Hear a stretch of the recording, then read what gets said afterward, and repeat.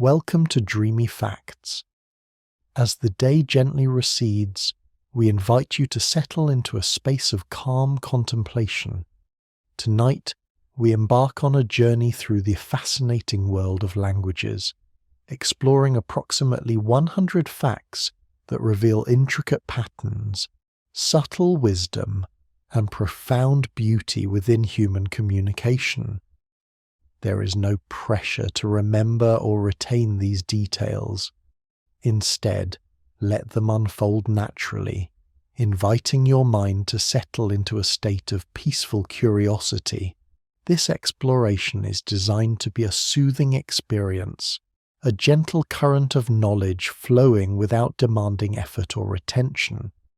We will observe the intricate dance of sounds and symbols, the subtle adaptations that allow us to convey meaning, and the quiet wisdom embedded in every linguistic structure across the globe. Each fact is a small window into the vast and interconnected tapestry of human expression, presented in a calm and meditative tone, allowing your thoughts to drift and find stillness. Allow the gentle rhythm of these discoveries to guide you towards a state of relaxation, inviting a sense of wonder and peace as you prepare for rest. We journey not to master, but to appreciate the profound marvel that is language itself. If you're finding peace in this journey, a like and subscribe helps us continue creating these restful explorations, and we're always curious. Share in the comments what city and time zone you're watching from. There's something special about knowing this experience is reaching people all over the world as they prepare for rest. Today, we delve into the very bedrock of human connection, exploring the fundamental marvels that underpin every word spoken, signed, or thought. This chapter invites a gentle contemplation of the origins and basic structures that define our linguistic world, revealing the intricate systems that allow us to communicate. The sheer diversity of human languages. The linguistic landscape of our planet is astonishingly varied, a vibrant mosaic of human ingenuity. Research indicates there are approximately 7,000 distinct languages spoken across the globe today, each a unique system of sounds, grammar, and vocabulary. This incredible number is not static. It is constantly in flux, with new variants emerging and older forms sometimes fading. Papua New Guinea stands out as the most linguistically diverse country, home to over 800 indigenous languages, a testament to the myriad ways human communities have developed unique forms of expression. Many of these languages are spoken by very small communities, sometimes by only a few hundred or even a handful of individuals. It is observed that about 90% of the world's languages are concentrated in just 10% of the world's countries, highlighting pockets of intense linguistic variation. This unparalleled diversity represents a vast repository of human knowledge, unique cultural perspectives, and distinct ways of perceiving and interacting with the world around us. Each language offers a different lens through which to view reality, enriching the collective human experience. The silent crisis of language extinction. Beneath the surface of this rich diversity lies a profound and often overlooked crisis, the rapid rate of language extinction. Linguists estimate that, on average, a language is lost approximately every 2 weeks, a sobering statistic that underscores the fragility of these precious cultural assets. Projections suggest that over half of the world's existing languages are predicted to disappear by the end of this century, a rate comparable to the most severe biodiversity losses. When a language dies, it takes with it an irreplaceable repository of unique cultural knowledge, traditional ecological understanding, intricate histories, and specific ways of thinking and understanding the world that are embedded within its very structure. This loss is often linked to the dominance of larger, more economically or politically powerful languages, which can marginalize smaller linguistic communities. Fortunately, there are global efforts underway to revitalize endangered languages, involving community-led initiatives to teach and preserve ancestral tongues. The loss of a language diminishes the overall linguistic diversity of humanity, a reduction in the collective intellectual heritage of our species. Universal grammar and innate language capacity. One of the most profound insights into the nature of language comes from the theory of universal grammar, primarily advanced by linguist Noam Chomsky. This theory posits that humans are not born as blank slates regarding language, but rather possess an innate, genetically determined capacity for language acquisition. It suggests that all human languages, despite their superficial differences, share certain underlying structural similarities or principles.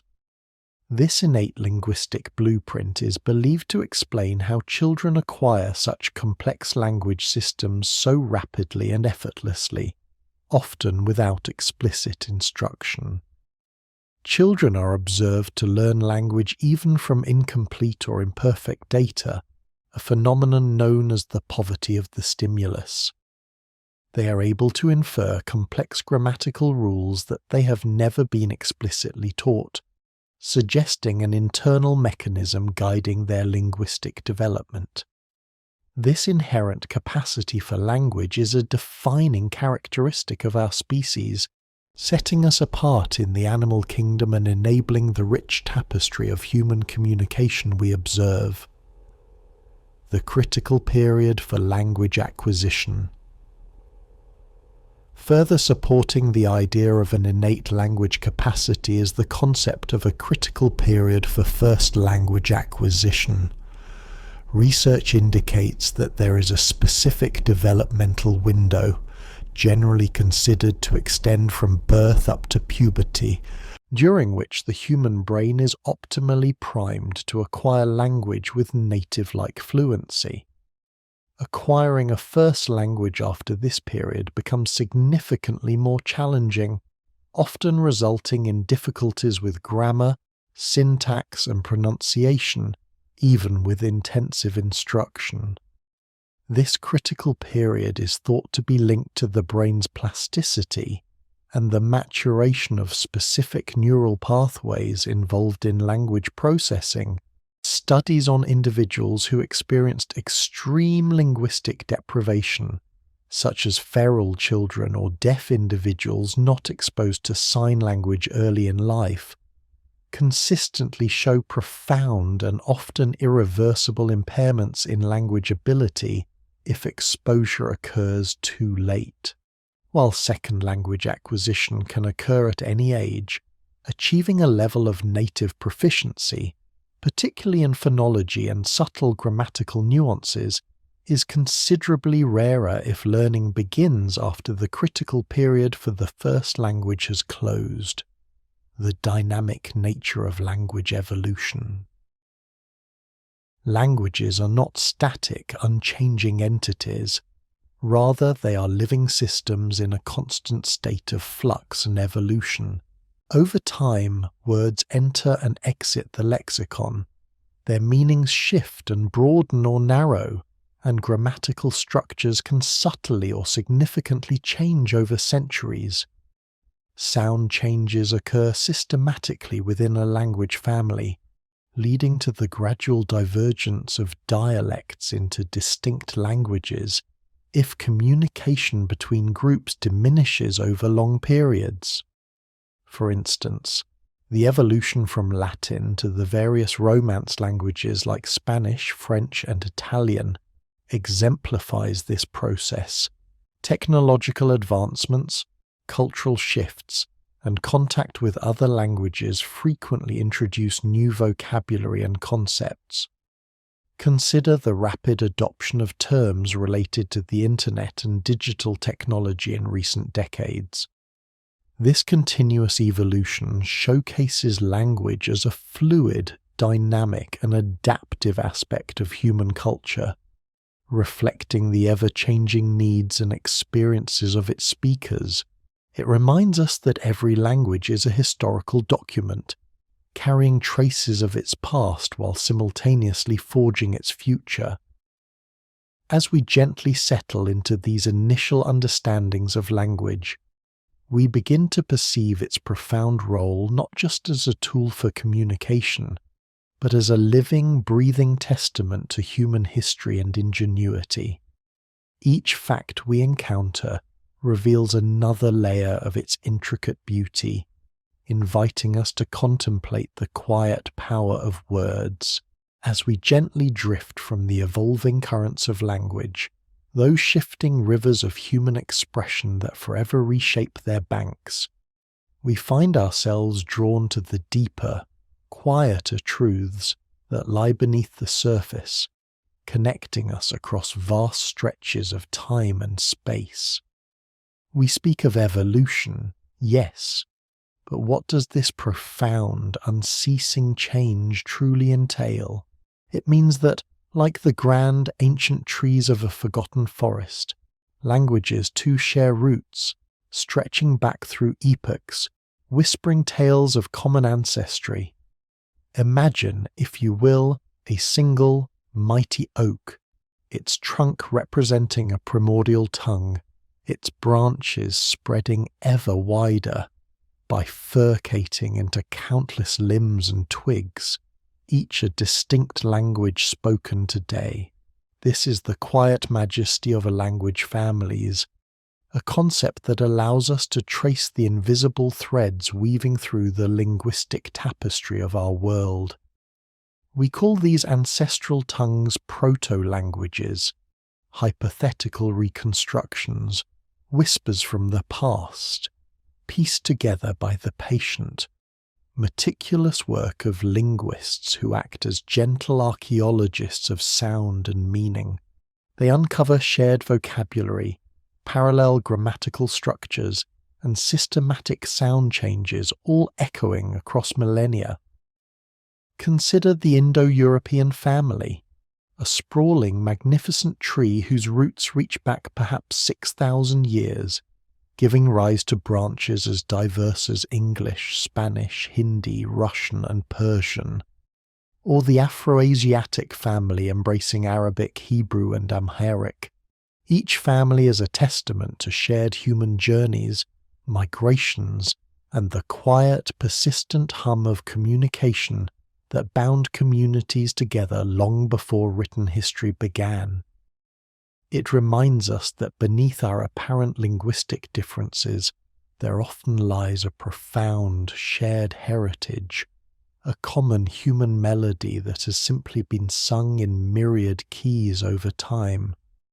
We are all, in a sense, connected by these ancient, invisible linguistic rivers flowing from common springs, and yet, even as these rivers diverge, carving out unique landscapes, they also create pockets of singular beauty, expressions so deeply rooted in their particular soil that they resist easy transplantation. We speak now of the exquisite challenge, the gentle frustration, and the profound beauty of untranslatable words. These are not mere gaps in vocabulary, but rather windows into distinct ways of perceiving the world, nuanced feelings, or complex cultural concepts that simply do not have a direct, one-to-one equivalent in another tongue. Think of the German word Waldinsamkeit, the feeling of solitude in the forest, a deep connection with nature's quietude, or the Japanese komorebi, the sunlight filtering through the leaves of trees, creating dancing shadows on the ground. There's the Portuguese saudade, a profound, melancholic longing for something or someone absent, a bittersweet nostalgia for what might never return. These words are like precious, unique jewels, each cut and polished by the specific experiences and values of a culture, reflecting a particular facet of the human condition that might otherwise remain unseen. They are a quiet reminder that language is not merely a tool for conveying information, but a living, breathing repository of a people's soul, their history, their very way of being. To encounter such a word is to be invited into a different world, to momentarily wear another's perspective, to feel a flicker of their unique emotional landscape. We cherish these linguistic treasures, for they underscore the boundless creativity of the human mind and the endless richness of our shared, yet individually experienced existence. From the unique treasures held within a single tongue, our journey now gently broadens to embrace the magnificent tapestry woven by those who navigate not one, but multiple linguistic worlds. We turn our quiet contemplation to the wondrous phenomenon of bilingualism and multilingualism, a testament to the brain's remarkable plasticity and capacity for intricate organization. Imagine holding 2, 3, or even more distinct universes of thought and expression within your mind, each offering a unique lens through which to perceive reality. A bilingual individual doesn't merely speak 2 languages. They often inhabit 2 cultural perspectives, capable of code switching, that subtle, often unconscious dance between languages, to perfectly capture the nuance of a situation or the exact shade of an emotion. This isn't just a matter of convenience, it's a profound cognitive enhancement. Studies gently suggest that navigating multiple languages can foster superior problem-solving skills, enhance creative thinking, and even offer a quiet resilience against cognitive decline in later life. The brain, it seems, thrives on this intricate linguistic ballet, constantly juggling, categorizing, and connecting disparate systems. It's like having access to a library with multiple classification systems, allowing for a richer, more diverse retrieval of information and understanding. For the multilingual, the world is a symphony played with more instruments, each adding its unique timbre to the grand composition of human experience. They are gentle bridge builders, effortlessly traversing cultural divides, embodying the very essence of global connection. Their minds are vibrant, bustling cities where different tongues converse in harmony, a peaceful coexistence of sounds and meanings. And speaking of sounds, let us now allow our attention to settle upon the very breath and whisper of language itself, the intricate, mesmerizing realm of phonetics and phonology. These are the quiet architects of spoken communication, the delicate mechanics that transform mere breath into meaningful sound. Phonetics is the study of the physical production, acoustic properties, and perception of speech sounds, the precise movements of our lips, tongue, teeth, and vocal cords that shape the air into distinct noises. It reveals the astonishing diversity of human vocalizations, the clicks found in Southern African languages, the guttural fricatives of Arabic, the subtle tonal shifts that distinguish meaning in Mandarin. Phonology, on the other hand, delves into how these sounds are organized and function within a specific language, the unconscious rules that govern their patterns and combinations, allowing us to distinguish between, say, the P in pin and the B in bin. Consider the sheer physical artistry involved in every word we utter. Our lungs push air, our vocal cords vibrate. Our mouths sculpt the airflow with astonishing speed and precision, creating a complex symphony of frequencies and resonances. Each language selects from a universal palette of possible sounds, a unique set of sonic building blocks, and then arranges them according to its own quiet internal logic. It is a miracle of biological engineering and cultural adaptation, a testament to the human body's profound capacity for complex, rapid, and subtle motor control. The gentle rise and fall of intonation, the quiet emphasis on certain syllables, the rhythmic pulse of speech, all these elements work in concert to convey not just words, but emotion, intent, and identity. When we listen deeply, we can hear the quiet hum of this ancient biological machinery, the very essence of human connection woven into the fabric of sound.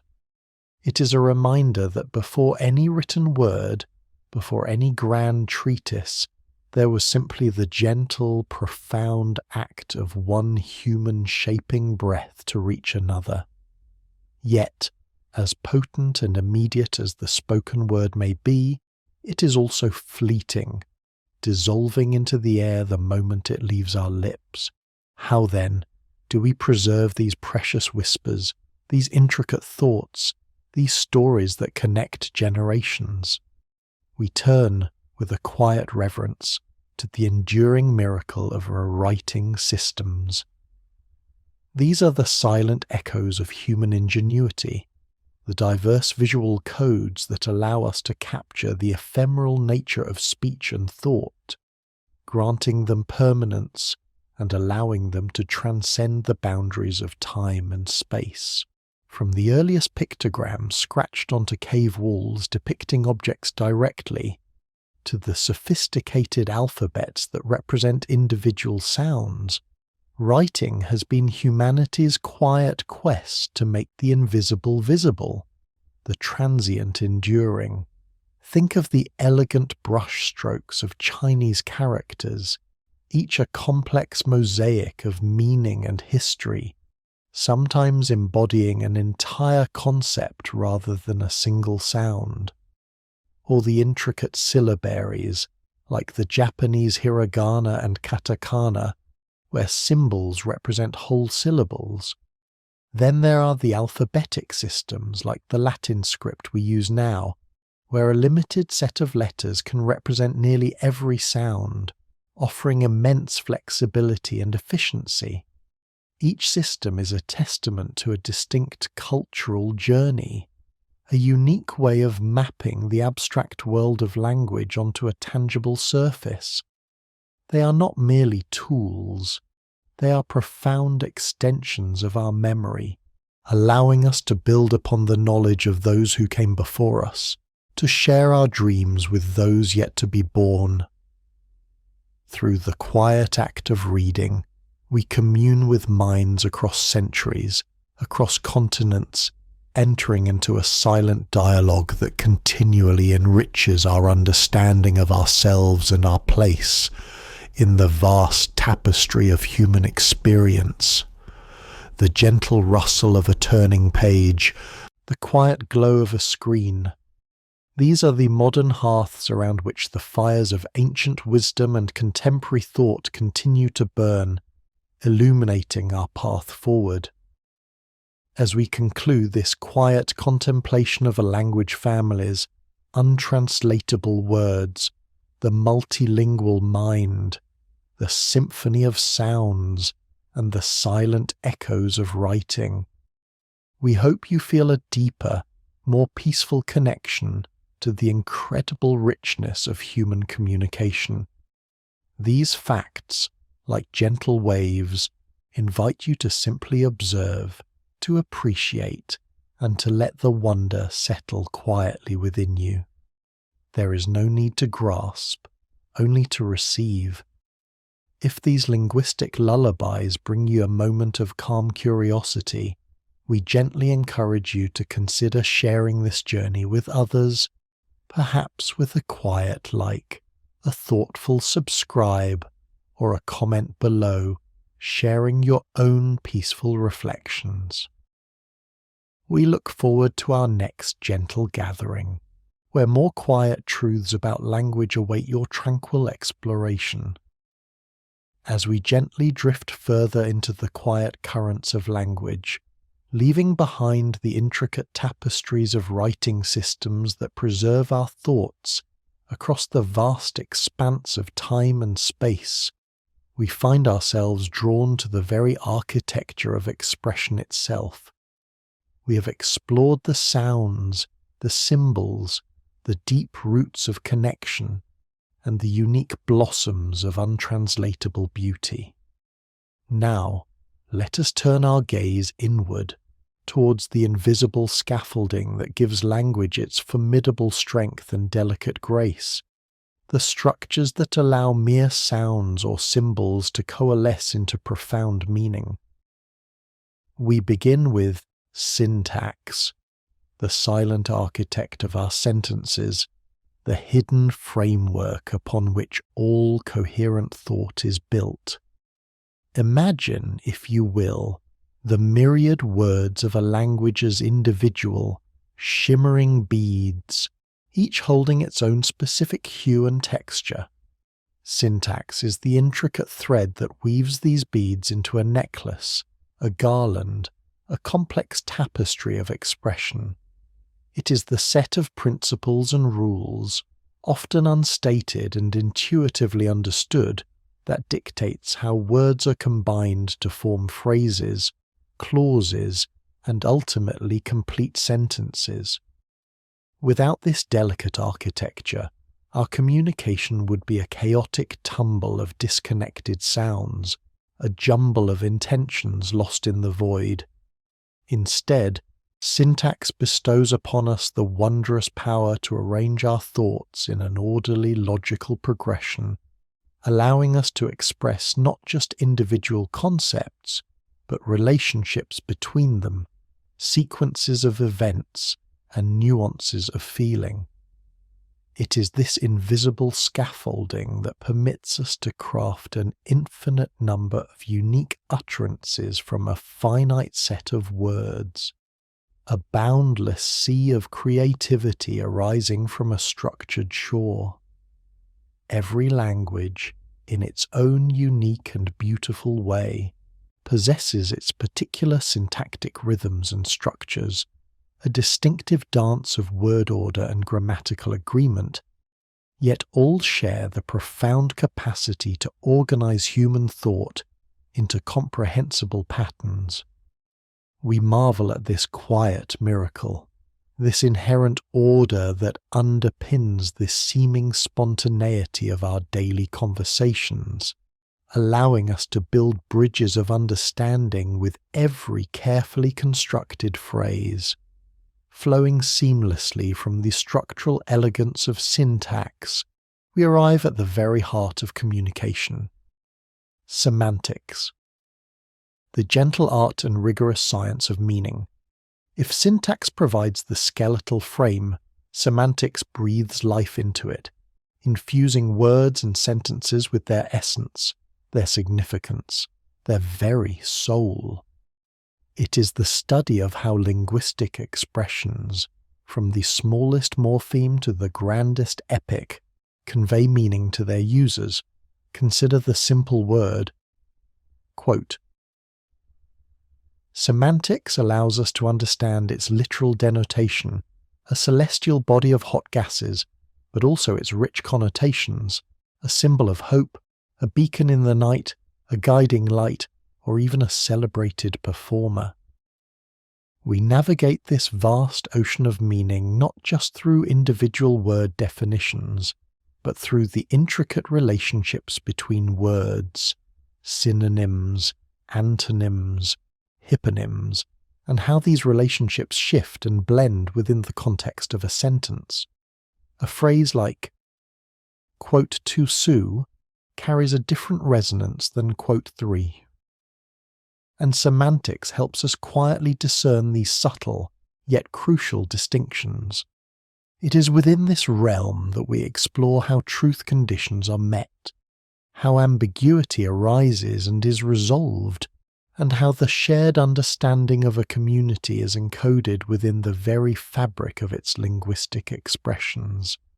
Semantics is the reservoir of our collective understanding, a quiet pool reflecting the shared experiences and conceptual landscapes of humanity, allowing us to connect not just through sounds, but through the profound depths of what those sounds represent. It is a constant reminder that words are not mere labels, but vessels brimming with generations of human experience, carefully handed down. Yet even with perfect syntax and a clear grasp of semantics, communication remains an intricate dance, often relying on unspoken cues and shared understandings. This brings us to pragmatics, the subtle art of language in use, the study of how context influences meaning. If semantics tells us what words mean, pragmatics reveals what speakers mean by their words, considering the situation, the speaker's intentions, and the listener's interpretation. Imagine a friend asking, quote, or, semantically, it's a question about your physical ability. Pragmatically, however, it's a polite request, an indirect command for you to perform an action. Pragmatics helps us unravel the layers of implicature, the unspoken inferences we draw, and the subtle speech acts we perform with every utterance. When we say, quote, we might not just be stating a fact, we might be pragmatically requesting someone to close a window or turn up the heat. This quiet understanding of social context, shared knowledge, and conversational maxims allows us to navigate the complexities of human interaction with remarkable fluidity. It is the magic that allows for sarcasm, irony, jokes, and the countless nuances of politeness and deference that colour our daily exchanges.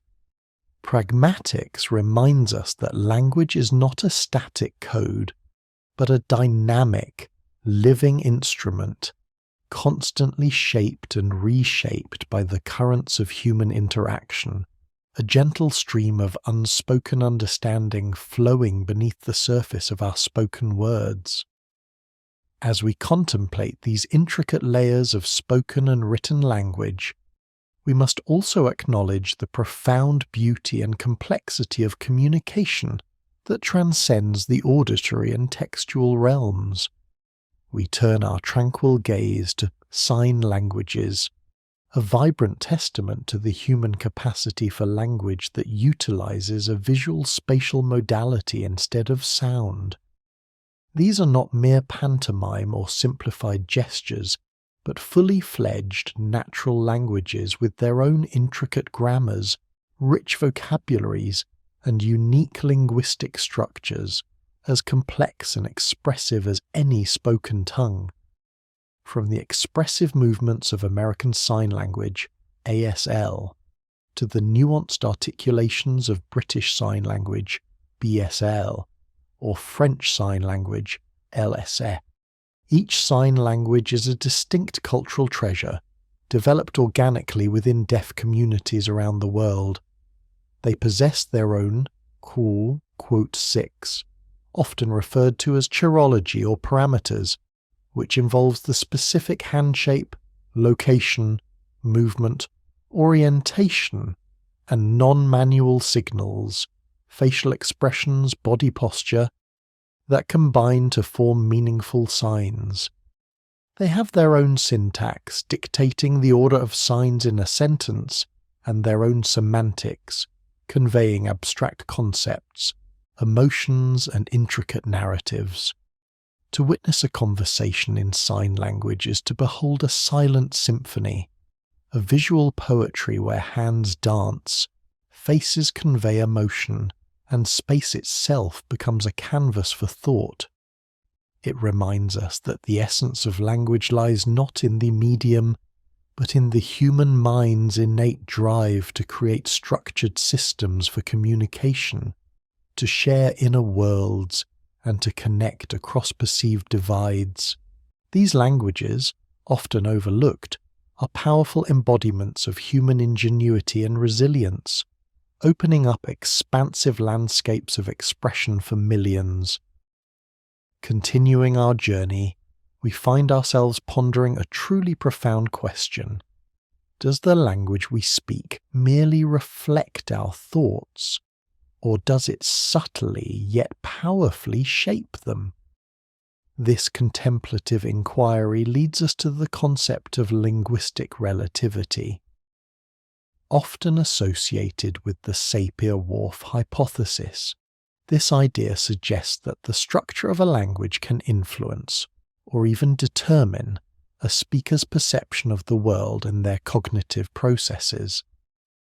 While the stronger, more deterministic versions of this hypothesis have largely been tempered by modern research, the weaker, more nuanced perspective continues to offer fascinating insights.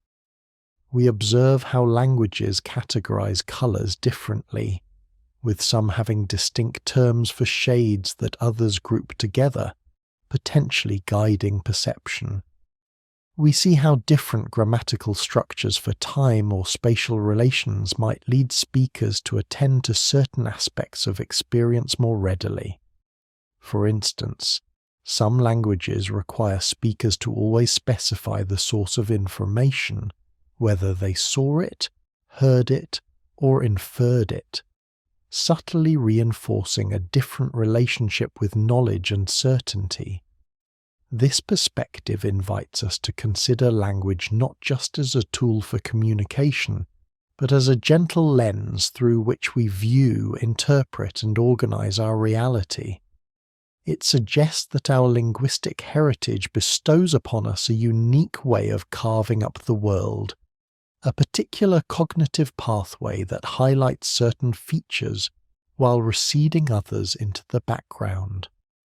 It is a quiet reminder of the deep, often unconscious, influence that our mother tongue wields over our understanding, enriching our appreciation for the diverse ways humanity apprehends the universe, and what happens when these diverse linguistic worlds collide. When speakers of entirely different languages, perhaps with no common tongue, are brought together by trade, migration, or necessity. In such vibrant, sometimes challenging circumstances, humanity's innate linguistic creativity often gives birth to entirely new forms of communication. We speak here of pidgins and creoles.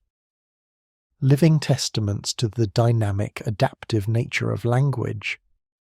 A pidgin is a simplified, makeshift communication system that emerges when groups of people speaking different languages need to interact. It is characterized by a reduced vocabulary, simplified grammar, and a limited range of functions, often drawing words from the dominant language, but employing the grammatical structures of the subordinate ones. A pidgin is typically nobody's native language. It is a bridge, a temporary solution. However, should a pidgin become the primary language of a community, and children begin to acquire it as their first language, it undergoes a remarkable transformation. It expands its vocabulary, develops a more complex and regular grammar, and acquires the full expressive capacity of any natural human language. At this point, it is no longer a pidgin, but a creole. Creole languages are vibrant, fully formed linguistic systems, born from the urgent need for communication, embodying the resilience and generative power of the human mind. Languages like Haitian Creole, Louisiana Creole, or Tok Pisin in Papua New Guinea are beautiful examples of this spontaneous creation, demonstrating how language is not merely inherited but can be forged anew, a living testament to our shared human drive to connect, to express, and to build communities of understanding. They stand as quiet monuments to human ingenuity, reminding us that even in the absence of a shared past, we possess the profound ability to weave a new linguistic future together. As we gently conclude this chapter of our journey, we hope these quiet truths about syntax, semantics, pragmatics, the silent eloquence of sign languages, the shaping influence of linguistic relativity, and the spontaneous birth of pidgins and creoles have deepened your sense of wonder. We invite you to carry these new insights with you, allowing them to settle peacefully within your mind. The world of language is an inexhaustible source of fascination, a realm where complexity and beauty intertwine.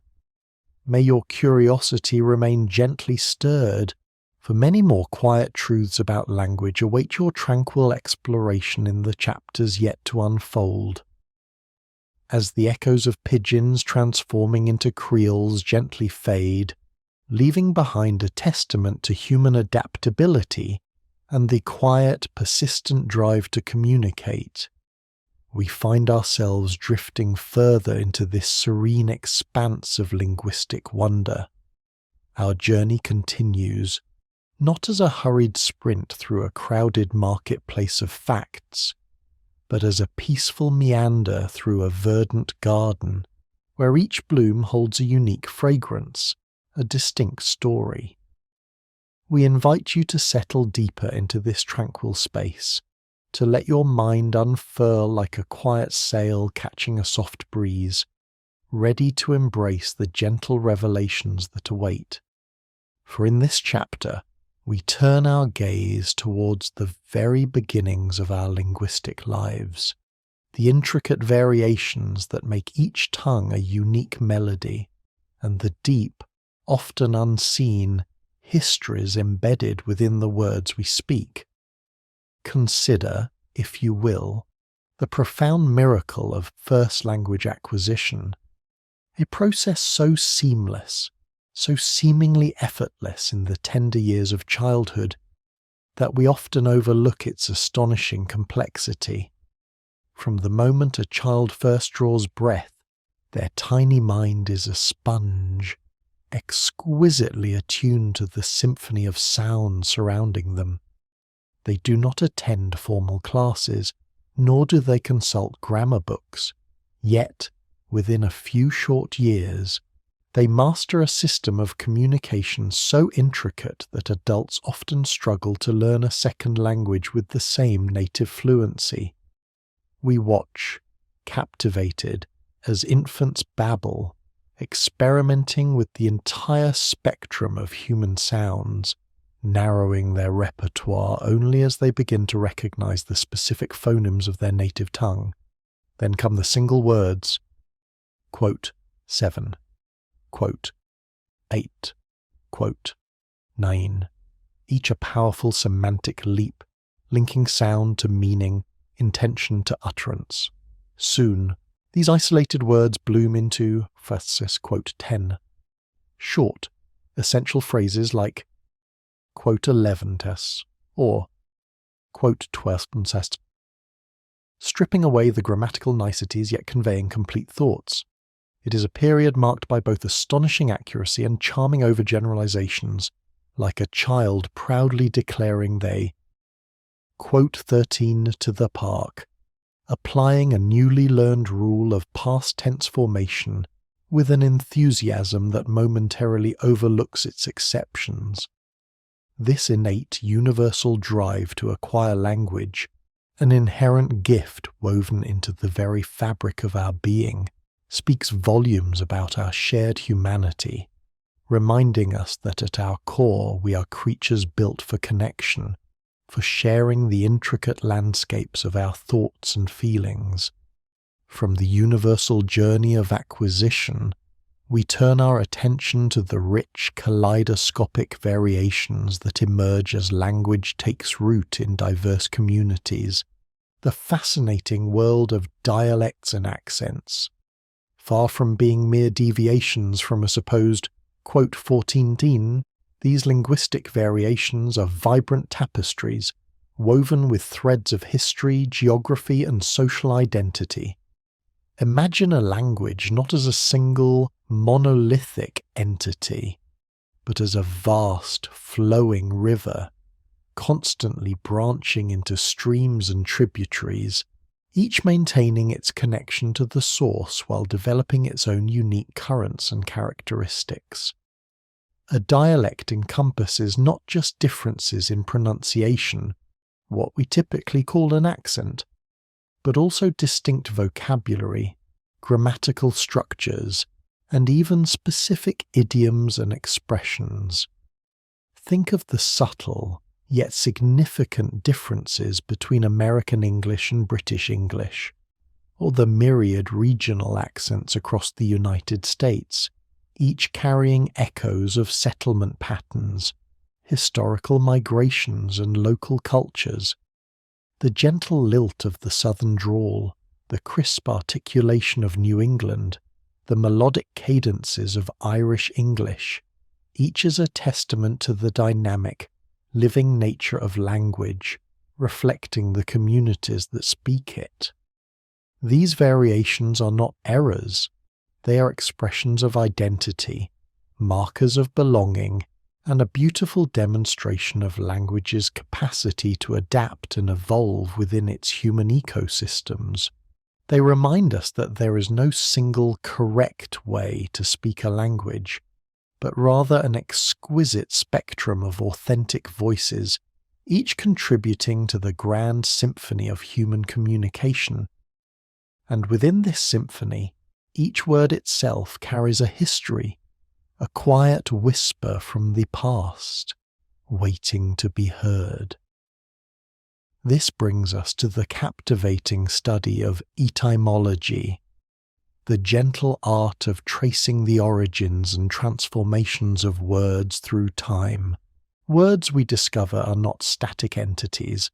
They are living artifacts, evolving, migrating, and acquiring new layers of meaning as they journey across centuries and cultures.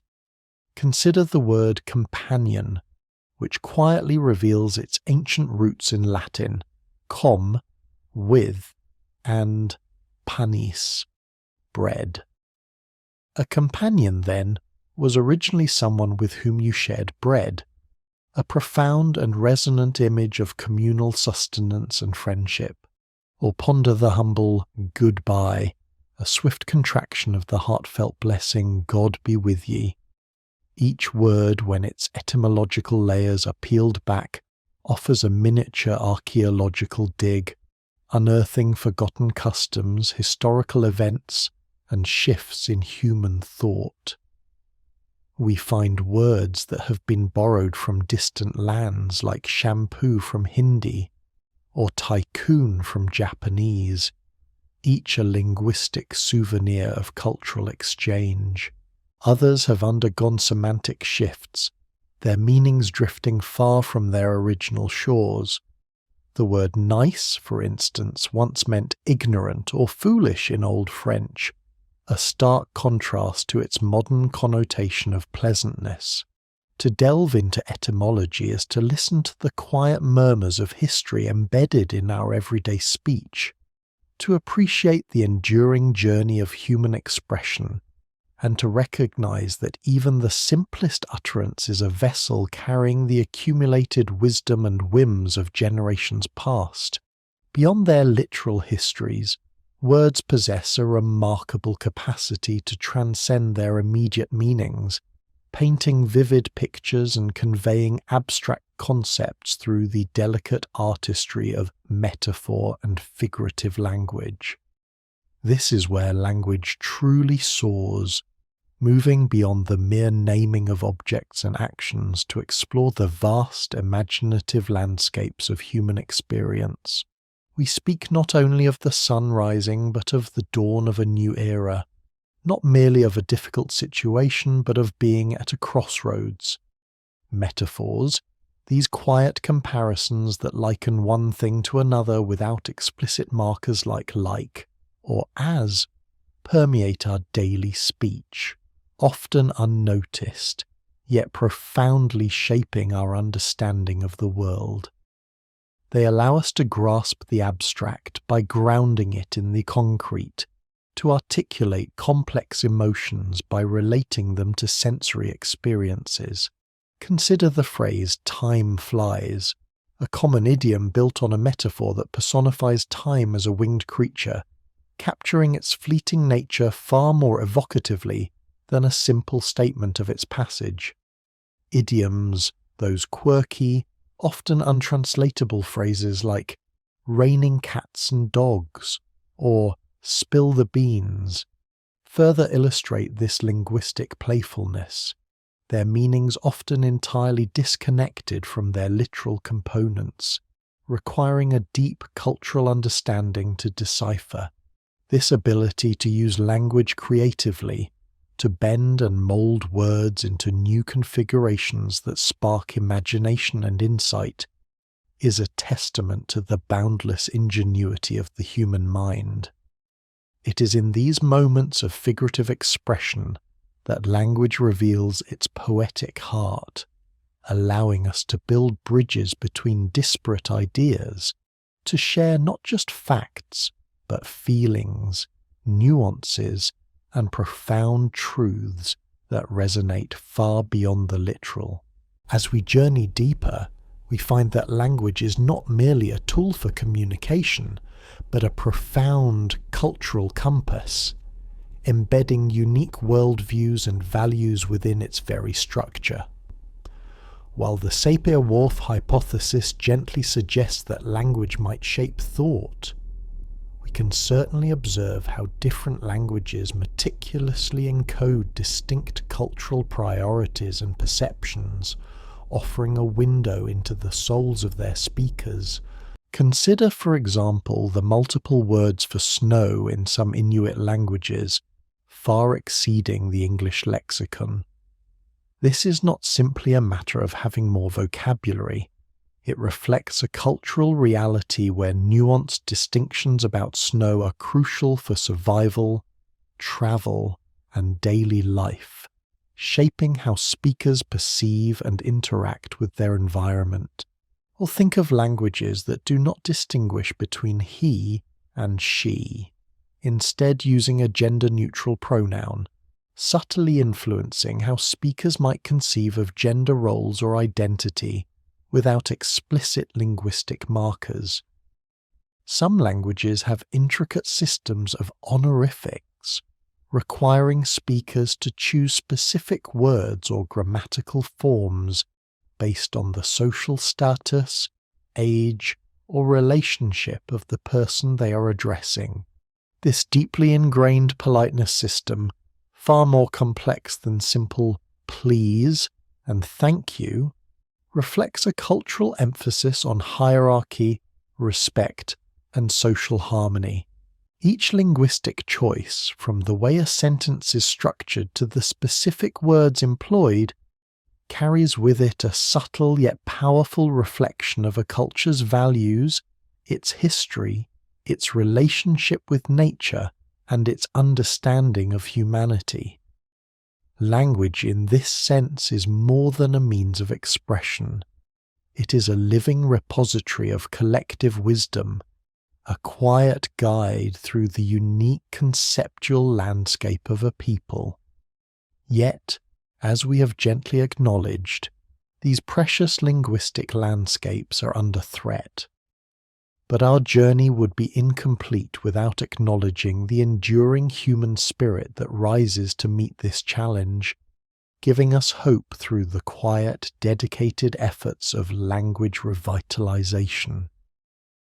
While the shadow of language extinction looms, there are countless stories of communities, scholars, and passionate individuals who are working tirelessly to breathe new life into languages teetering on the brink.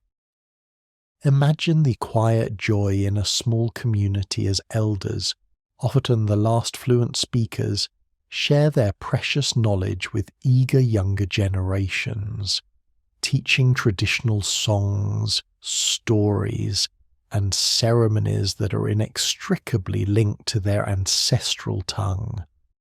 Consider the innovative use of modern technology, apps, online dictionaries, social media groups to create accessible learning resources, allowing languages once confined to remote villages to reach a global audience, connecting diaspora communities and fostering a sense of shared heritage.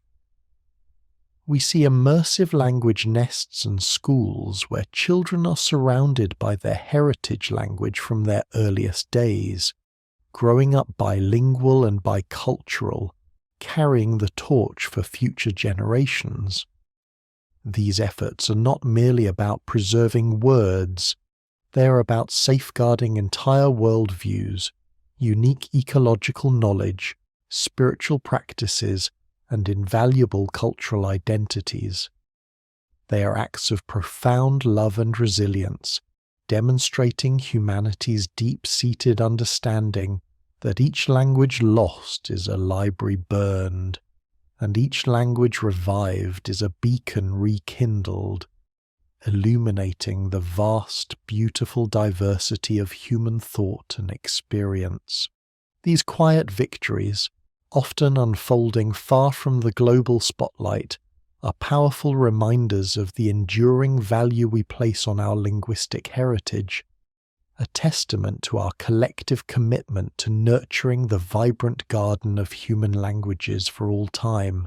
As we gently bring this chapter to a close, we hope these insights into the marvel of acquisition, the beauty of variation, the wisdom of etymology, the poetry of metaphor, the depth of cultural encoding, and the hope of revitalization have further enriched your contemplative journey. We are but scratching the surface, of course, for the world of language is an ocean without end, each wave bringing a new discovery. We encourage you to carry these reflections with you, allowing them to settle like soft dust motes in the quiet corners of your mind, perhaps sparking new questions, new curiosities. Until our next gentle gathering, we wish you peace and the continued wonder of discovery. Feel free to leave your thoughts or questions in the comments below, or simply bask in the quiet appreciation of our shared linguistic tapestry. We cherish your presence on this tranquil voyage, as we gently drift further into the quiet currents of linguistic wonder, leaving behind the vibrant tapestry of acquisition, the rich hues of dialects, and the profound efforts of revitalization. We find ourselves drawn to ever more intricate chambers within the grand architecture of human expression. The journey continues, not with a rush, but with the steady, peaceful rhythm of discovery, inviting you to simply be present, to absorb, to feel the soft hum of understanding settle over you like a comforting shawl. We are not here to demand memorization, but to offer a space where curiosity can unfurl its delicate petals, revealing the quiet truths that reside at the heart of every spoken and signed word. Our exploration today leads us first into the very building blocks of words themselves, into the exquisite miniature worlds that compose meaning. We speak now of morphology, the silent, intricate art of word formation, a testament to language's innate elegance. Imagine, if you will, each word not as a monolithic entity, but as a carefully constructed mosaic, assembled from smaller, meaningful units. These units, these tiny chambers of sense, are what we call morphemes. They are the smallest components of language that carry meaning or grammatical function. Consider the word unbelievable. It is not a single, indivisible thought, but rather a graceful assembly.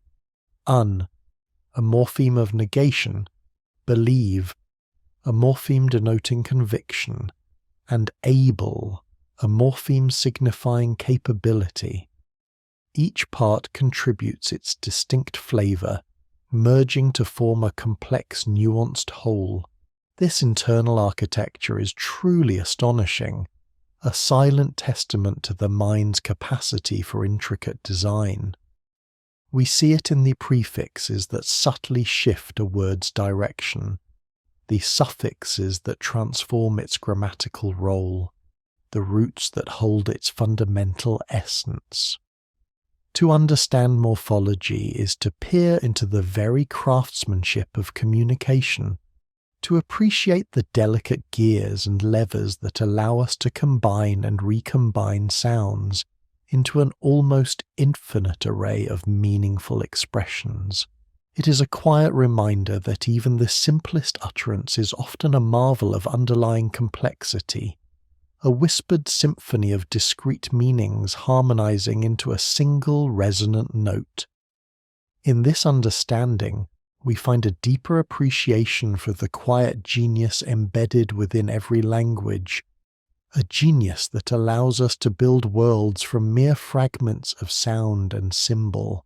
From the internal structure of words, we gently shift our gaze outward to consider how these meticulously crafted words and the languages they form subtly shape the very lens through which we perceive our reality. We delve into language and perception, encoding reality. A fascinating dance between the world as it is and the world as our language allows us to articulate it. While we have previously touched upon the Sapir-Whorf hypothesis, suggesting language can influence thought, here we invite you to ponder the more granular ways in which languages provide different frameworks for understanding. Think for a moment of colour. We often assume colours are universal, objective categories, yet many languages carve the spectrum into vastly different segments. Where English might distinguish between blue and green, some languages use a single term for both, or perhaps differentiate shades we perceive as merely light blue and dark blue as entirely separate colours. This is not to say speakers of these languages cannot see the distinction, but rather that their linguistic system encourages a different way of categorizing and conceptualizing those visual experiences. It's like having a different set of filters for a camera. The raw light is the same, but the resulting image, the way it's framed and presented, varies. Or consider spatial relations. Some languages rely heavily on absolute directions, north, south, east, west, even for describing small-scale arrangements, so one might say, please move the cup slightly to the west, rather than to your left. Imagine the quiet shift in one's internal compass, the constant, gentle awareness of cardinal directions, woven into the very fabric of daily communication. This is not about superiority or inferiority, but about the beautiful, diverse ways the human mind can organize and make sense of the world, each language offering its unique, shimmering perspective, a different quiet path through the forest of reality. It's a profound thought, isn't it? That the very words we choose, or are given, can subtly guide our gaze, highlighting certain aspects of existence while gently dimming others. As we continue our tranquil journey, we encounter the dynamic, fluid artistry of code switching, the dance of identities. For those among us who navigate the vibrant confluence of multiple languages, code switching is not merely a linguistic phenomenon, but a graceful, often unconscious, ballet of belonging.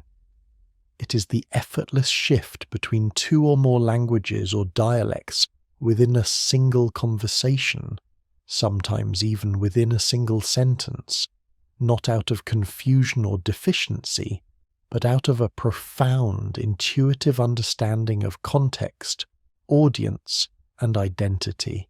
Imagine a quiet room where friends converse, moving seamlessly from English to Spanish, perhaps to Tagalog, and back again, each transition a subtle acknowledgement of shared heritage, a specific nuance best captured in one tongue, a gentle invitation to intimacy. This is not a sign of linguistic impurity, but rather a demonstration of profound linguistic dexterity, a testament to the mind's remarkable ability to juggle multiple systems with quiet grace. Code switching is a strategic tool, allowing speakers to express complex social meanings, to signal solidarity, to emphasize a point, or to simply choose the word that feels most resonant, most authentic in that very moment. It is a quiet celebration of multilingualism, a fluid expression of a multifaceted self that refuses to be confined to a single linguistic box. In these subtle shifts, we witness the quiet power of language to weave together diverse threads of identity, creating a richer, more vibrant tapestry of human connection. It reminds us that language is not just about conveying information, but about constructing and performing who we are in the world, moment by gentle moment. Our exploration now turns inward, to a phenomenon so ubiquitous, so intimately woven into our daily existence, that we rarely pause to consider its profound significance. The silent strength of inner speech. This is the quiet monologue that accompanies us through our days, the voice within our heads that plans, reflects, narrates, and sometimes even argues with itself. It is the language we use when we quote. A private conversation that often goes unacknowledged, yet underpins so much of our cognitive life. Imagine those moments of quiet contemplation when you're trying to solve a problem, or recall a memory, or simply process an emotion. There, in the stillness of your mind, a stream of words often flows, shaping your thoughts, organizing your experiences, helping you to make sense of the world. This inner speech is not always a fully formed sentence. Sometimes it is a fragment, a keyword, a fleeting image imbued with linguistic meaning. It is a highly compressed, often idiosyncratic form of language, tailored specifically for the individual mind. It acts as a mental rehearsal space, a silent arena for decision-making, a gentle companion in moments of solitude.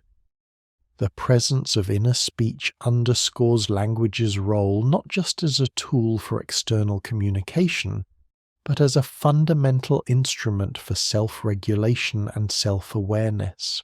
It is the language of our dreams, the voice of our conscience, the silent architect of our intentions. To ponder inner speech is to recognize that language's reach extends far beyond the spoken word or the written page. It permeates our very consciousness, a quiet, constant presence, shaping who we are even when no one else is listening.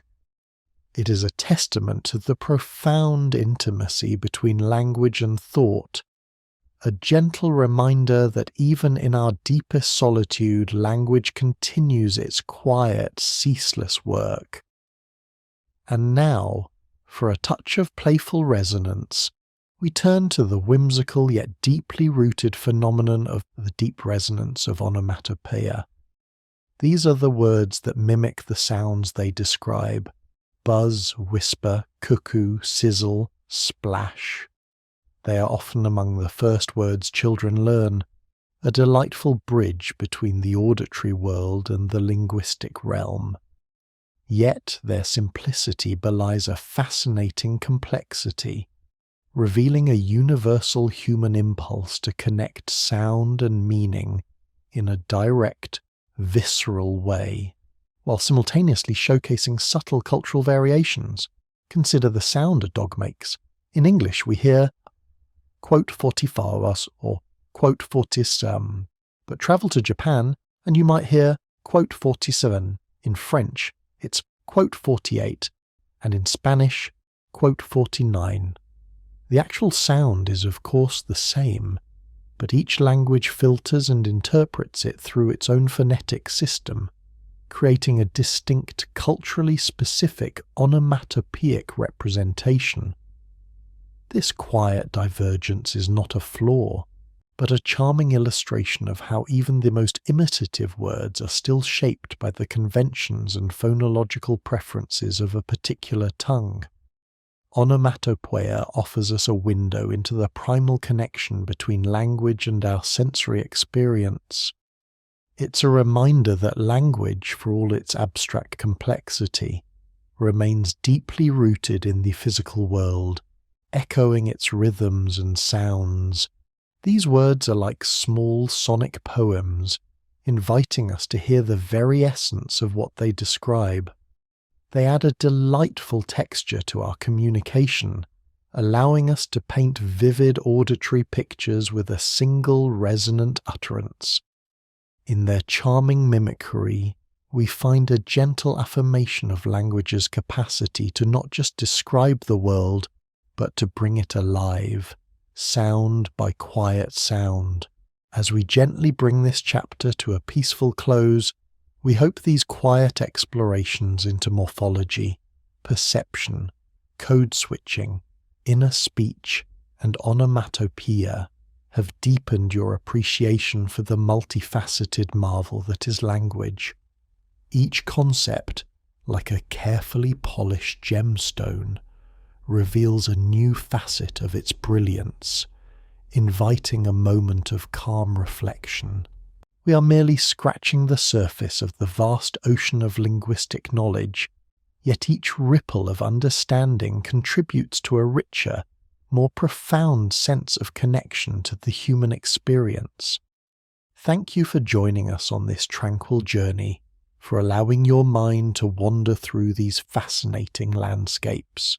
If you found a moment of peace or sparked a flicker of curiosity, we invite you to share your thoughts, to subscribe, to like, to continue this quiet conversation with us.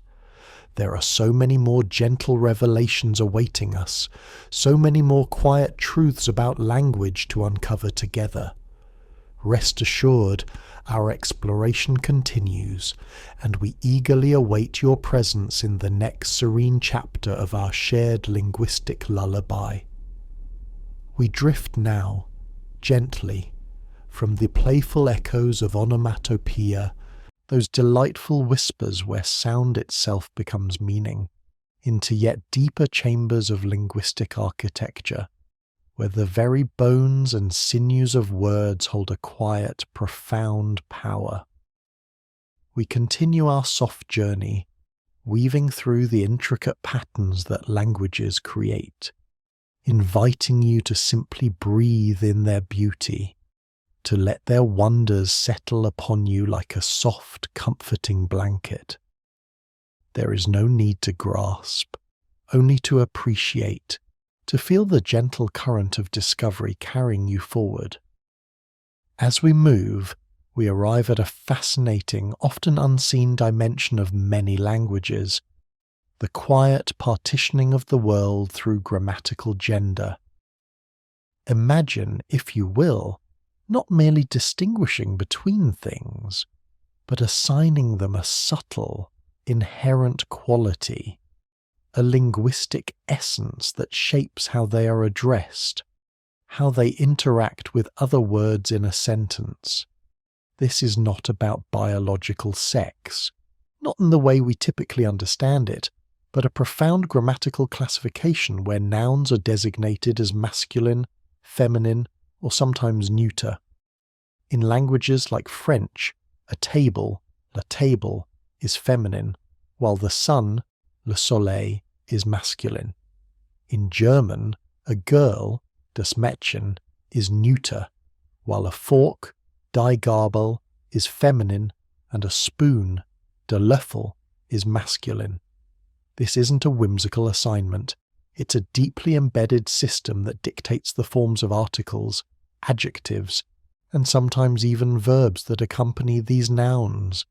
It's a silent, constant categorization, a way of seeing the world through a particular lens, where inanimate objects are imbued with a subtle, almost poetic, quote 50 identity within the linguistic fabric. Think of how this might subtly colour perception, how it creates a tapestry of agreement and harmony within a sentence, a quiet dance of forms that must align perfectly. We are not suggesting that speakers of German view a table as inherently female in a conscious human sense, but rather that their language demands a consistent grammatical agreement, a quiet acknowledgement of this assigned category.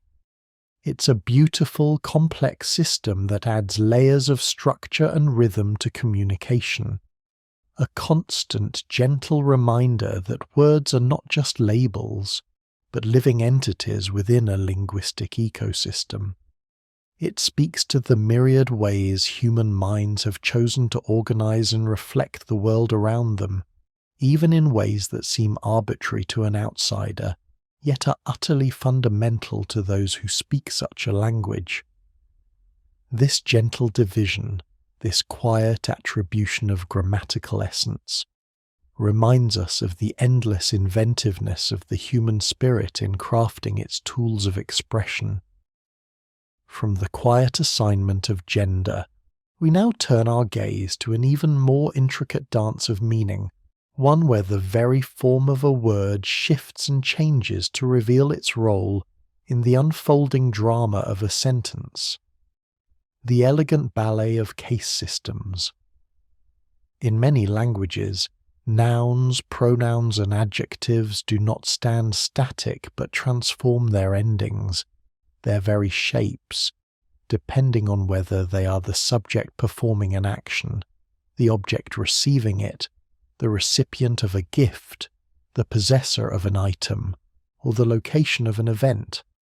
These are known as grammatical cases, and they are like tiny, exquisite keys, each perfectly cut to unlock a specific door of meaning.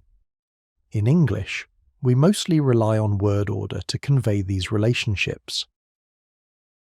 Quote 51 means something entirely different from quote 52.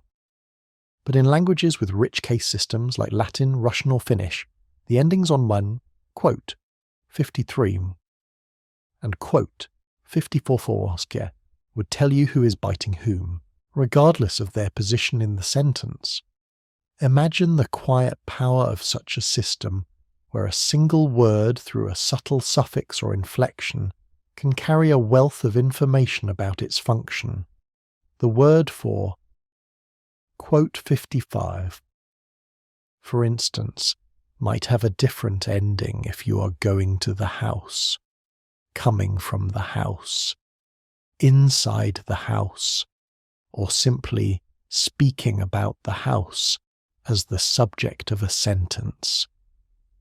This creates a remarkable fluidity in word order, allowing for emphasis and poetic license that might be less common in languages like ours. It's like listening to a symphony where each instrument knows precisely when and how to shift its tone to contribute to the overall harmony, rather than relying solely on its position in the orchestra.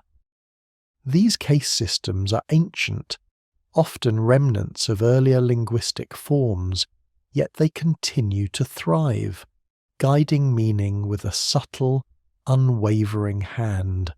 They are a testament to the human capacity for creating systems of profound logical beauty, allowing for a quiet precision in expression that can feel almost magical.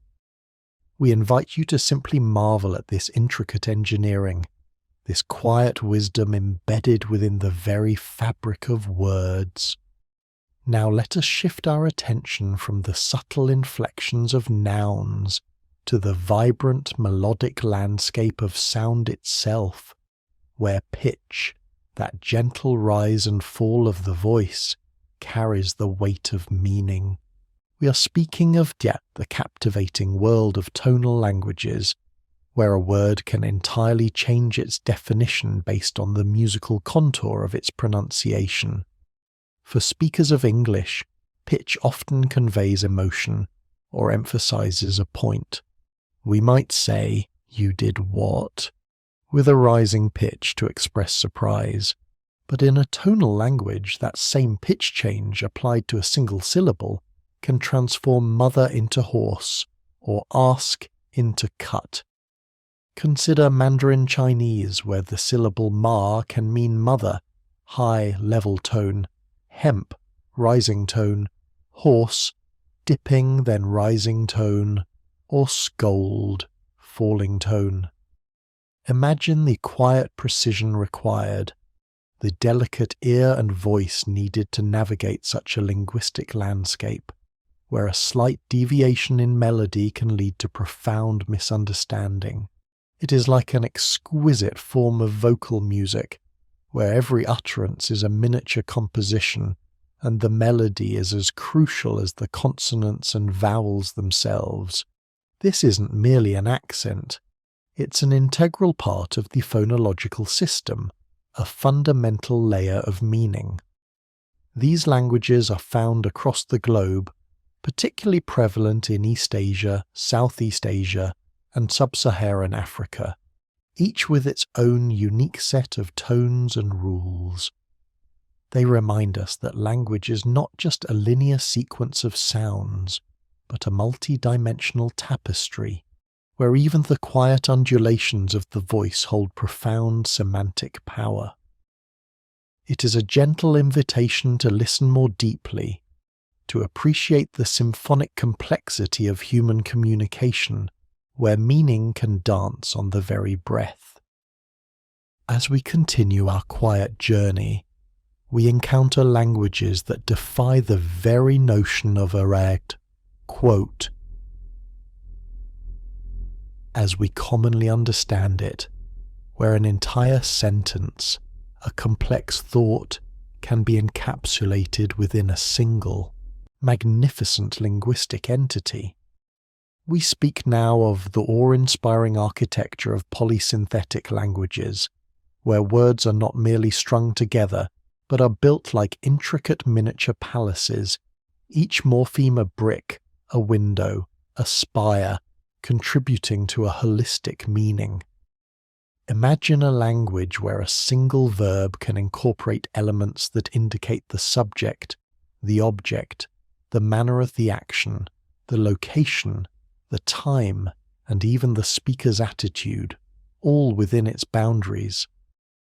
Take, for instance, the word Tusatsiarunan Gitualu Junga from Greenlandic Kalaallisut, which, in its single flowing form, translates to something like, quote 67, observe how the core verb, quote 68 drills, is adorned with suffixes and infixes that denote inability, completeness of that inability, and the first-person subject.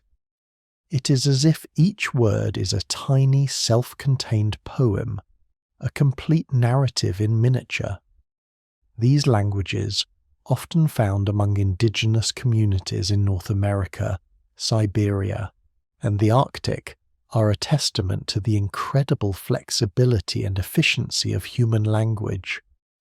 They challenge our conventional understanding of linguistic units, demonstrating that meaning can be condensed and interwoven in ways that are both profoundly logical and exquisitely beautiful. It is a quiet marvel, a gentle whisper of how different human minds have chosen to package and convey their perceptions of the world, creating linguistic structures that are both dense and elegantly streamlined. We are simply invited to gaze upon these linguistic wonders, to appreciate the quiet genius embedded in their very construction. From the expansive embrace of polysynthetic words, we now turn our gaze to the quiet spaces between words, to the concepts that flourish in one linguistic garden, but find no direct single seed in another. We are contemplating the intriguing phenomenon of lexical gaps. Those instances where a concept, a feeling, or an action is readily understood and expressed in one culture, yet requires a circumlocution, a phrase, or even a lengthy explanation to convey in another. This is not merely about, quote 69, which we have gently explored before, but about the absence itself, the quiet void where a specific term might be expected, yet simply does not exist. Consider the German word Schadenfreude, the quiet joy derived from another's misfortune, a concept so distinct it has been adopted into English precisely because we lack a single equivalent. Or the Japanese komorebi, the sunlight filtering through the leaves of trees, a beautiful, specific image that requires a descriptive phrase in English. These gaps are not deficiencies. Rather, they are quiet reflections of cultural focus, of what aspects of experience a community has found important enough to name with a singular, resonant word. A language may have dozens of words for different types of snow, like some Inuit languages, because distinguishing between them is vital for survival and navigation in their environment, while a desert language might have a rich lexicon for various forms of sand. The absence of a single word for sister-in-law in some languages, requiring instead my husband's sister or my brother's wife, highlights a different way of categorizing familial relationships. These lexical gaps are like quiet windows into the cultural soul, revealing what has been deemed worthy of singular linguistic encapsulation and what has been left to descriptive phrasing. They gently remind us that language is not a perfect mirror of reality, but a selective, culturally shaped lens, inviting us to appreciate the unique ways each community has chosen to carve out meaning from the vastness of human experience. And finally, in this quiet contemplation, we encounter a rare and profound linguistic solitude. The phenomenon of language isolates. Imagine a majestic tree standing alone on a vast plain, its roots reaching deep into the earth, but with no demonstrable genetic connection to any other tree in the forest. So it is with language isolates. They are natural languages that have no proven genealogical relationship with other languages, while most languages can be traced back to a common ancestor, forming vast families like Indo-European or Afro-Asiatic. Language isolates stand apart, unique and solitary. The most famous example, perhaps, is Basque, spoken in a region straddling the border between France and Spain. For centuries, linguists have tried to link Basque to other language families, but its origins remain shrouded in mystery, a quiet enigma. Its grammar, its vocabulary, its sound system, all seem to follow their own distinct path, making it a captivating challenge for scholars. Other examples include Burushaski, spoken in northern Pakistan, or Sumerian, the ancient language of Mesopotamia, which despite its historical significance remains an isolate. These languages are like living fossils, whispers from a distant past, remnants of linguistic lineages that have otherwise vanished without a trace. Their existence is a gentle reminder of the immense linguistic diversity that once populated our planet, and of the many linguistic experiments that unfolded throughout human history. They invite us to ponder the sheer vastness of linguistic evolution and to appreciate the quiet resilience of these solitary giants, each a unique testament to the boundless creativity of the human mind. As these quiet insights settle upon you, like dew upon a gentle leaf, we hope they bring a sense of peace, a deepening appreciation for the intricate beauty woven into every utterance, every silence. The journey through these linguistic chambers is endless, and we are merely pausing to admire a few more of its exquisite details. May your mind feel nourished, your spirit calm, and your curiosity gently awakened. Remember, your presence here, your quiet engagement, helps this gentle journey continue for others. A soft tap on the like button, a quiet subscription, or a thoughtful comment below are all gentle ways to share this peaceful exploration. Until our next quiet gathering, may your world be filled with the gentle echoes of understanding as we gently drift from the quiet solitude of the language isolates, those unique linguistic islands with no kin. We find ourselves drawn back to the vast interconnected ocean of human expression. For every language that stands alone, countless others intertwine, their histories woven together with threads of shared experience and mutual influence, creating an ever-evolving tapestry of sound and meaning. We continue our quiet journey, invited once more to simply observe, to feel the gentle rhythm of these linguistic lullabies, allowing each fact to settle softly into the space of your peaceful curiosity. Consider, if you will, the beautiful phenomenon of loan words. Those linguistic travellers that cross borders and find new homes, enriching the vocabulary of their adopted tongues. It is a quiet testament to the boundless generosity of language, a gentle borrowing and lending that speaks of connection rather than conquest. We see it everywhere, a subtle echo of distant shores and shared histories.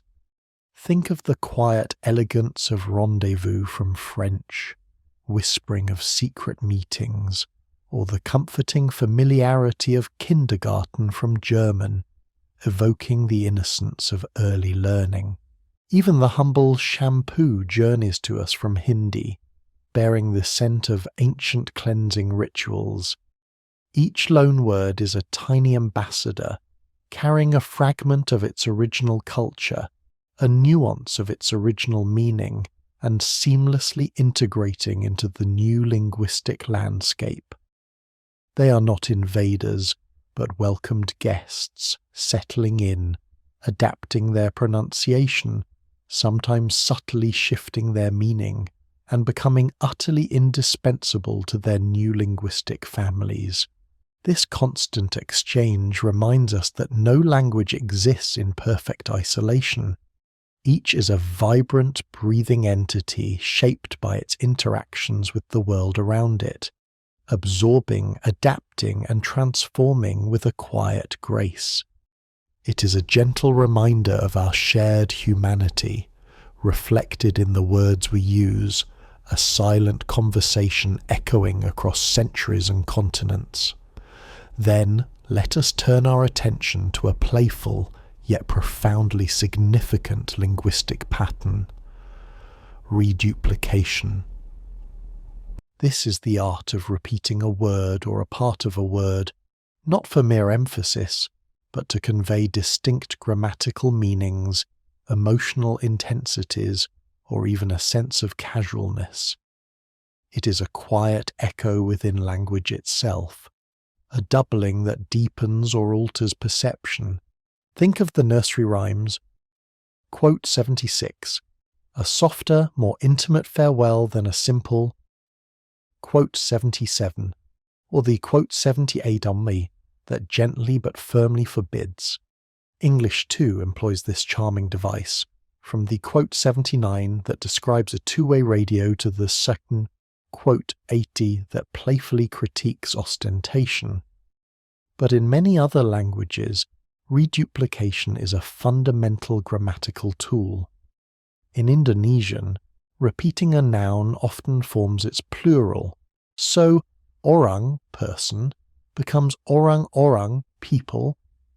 In some African languages, repeating a verb can indicate intensity or a continuous action, transforming a simple act into a sustained effort.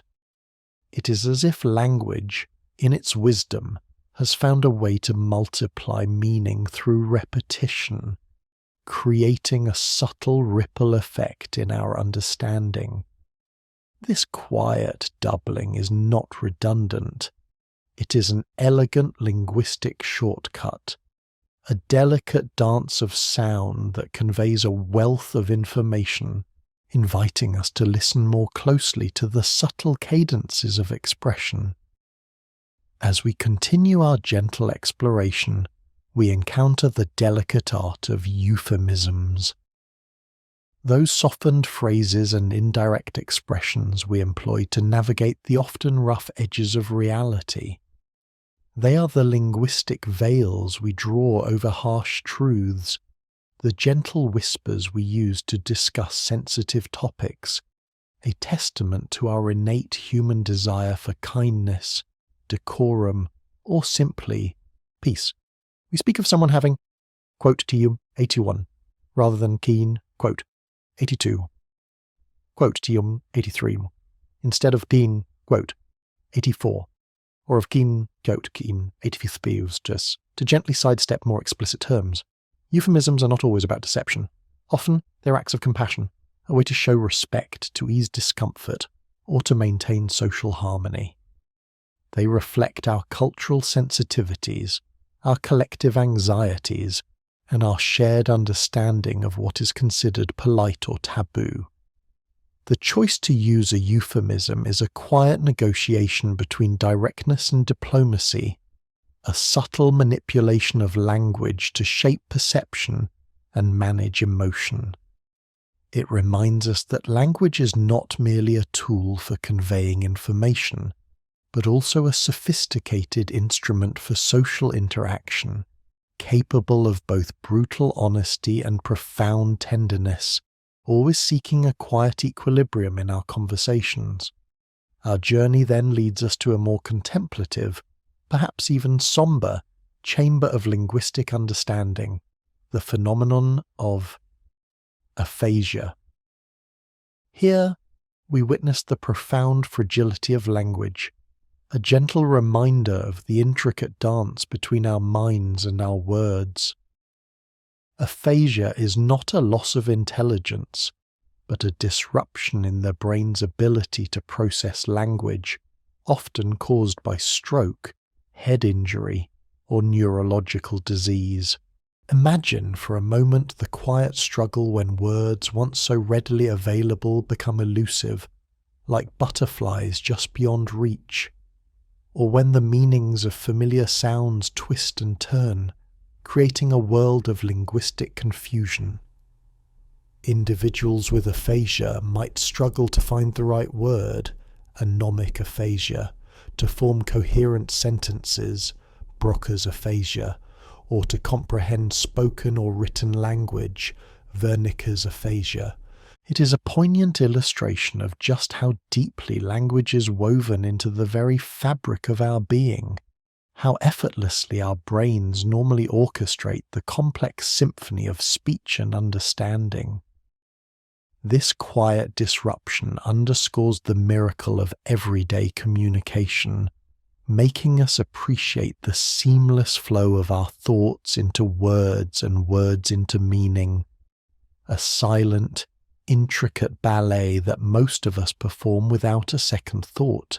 It is a gentle invitation to cultivate empathy, to recognize the profound courage in those who navigate this altered linguistic landscape, and to cherish the precious gift of fluent expression. From the internal world of language processing, we turn our gaze outward to the unspoken symphony that accompanies our words. Gestures, and language. Long before we even utter a sound, our hands, our faces, our entire bodies are often engaged in a quiet, parallel conversation. These are not mere embellishments. Gestures are deeply intertwined with speech, often complementing, emphasizing, or even replacing spoken words. Think of the quiet wave of a hand for farewell, the nod of agreement, or the shrug of indifference. These are universal, yet their specific meanings can be culturally nuanced. In some cultures, pointing with a finger might be considered rude, while in others, it is perfectly acceptable. Research quietly reveals that gestures are not simply an afterthought. They are an integral part of our cognitive process for speech production. We often gesture even when speaking on the phone or to ourselves, suggesting that these movements are deeply connected to our thought processes, helping us to retrieve words, organize our thoughts, and convey meaning more effectively. For individuals learning a new language, imitating gestures can even aid in retention and comprehension. It is a beautiful silent dance that accompanies our vocalizations, a testament to the holistic nature of human communication, where the body speaks as eloquently as the tongue, weaving a richer, more nuanced tapestry of understanding.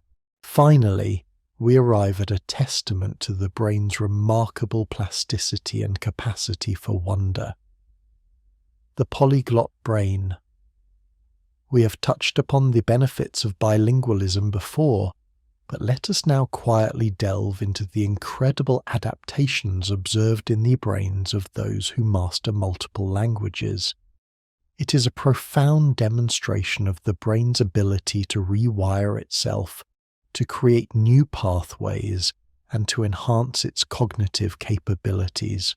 Studies using advanced imaging techniques quietly reveal that polyglots often exhibit increased grey matter density in certain brain regions, particularly those associated with language processing and executive functions.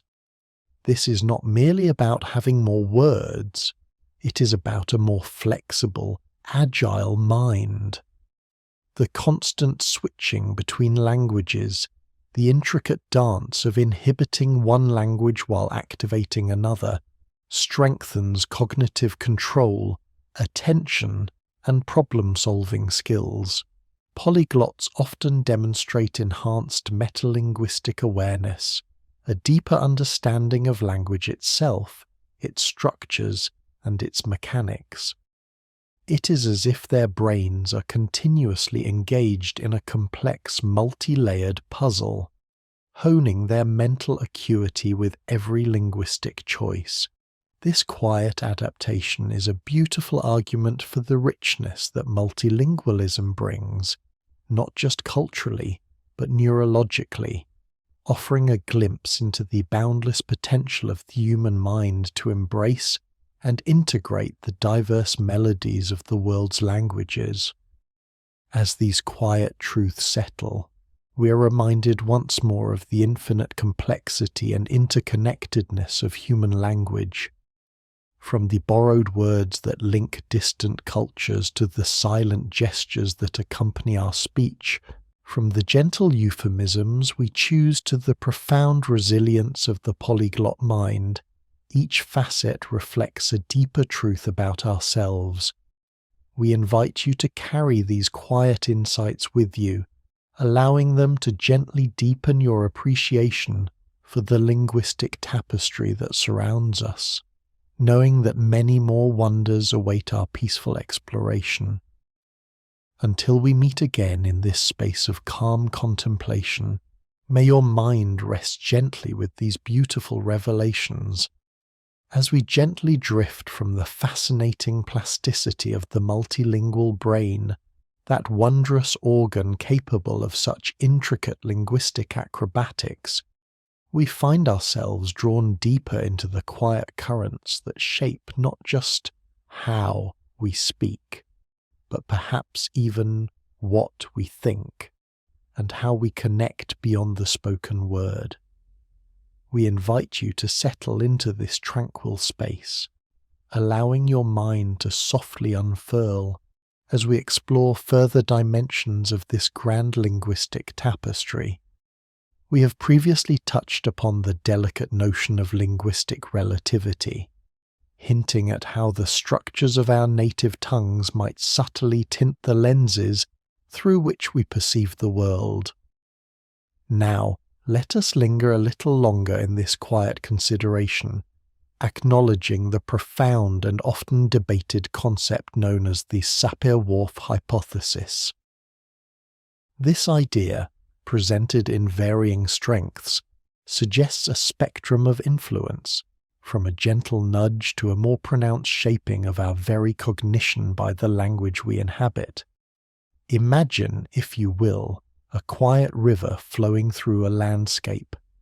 The river itself, our language, carves the banks, creating channels and contours.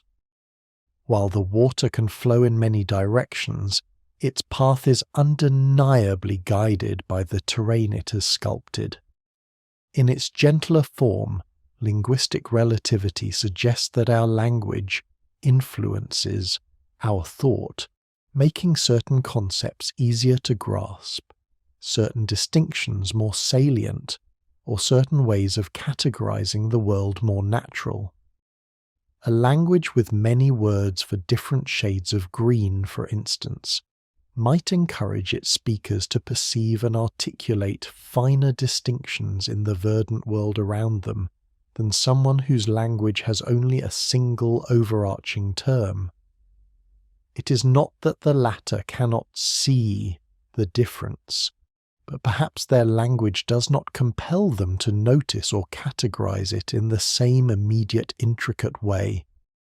This influence extends to how we understand time, space, and even causality. Some languages, for example, do not possess future tenses as distinct grammatical markers, instead relying on context or temporal adverbs. Does this mean speakers of such languages perceive time differently, perhaps living more firmly in the present or viewing future events with a subtly altered sense of immediacy? The answers are not simple, nor are they definitive. We are not suggesting that language imprisons thought, but rather that it offers preferred pathways, gentle suggestions for how to navigate the vast landscape of human experience. It is a quiet conversation between our inner world and the collective wisdom encoded in our words, a dance of mutual influence that is both subtle and endlessly captivating. As you contemplate this, perhaps you can feel the quiet whisper of your own language, guiding your perceptions ever so gently.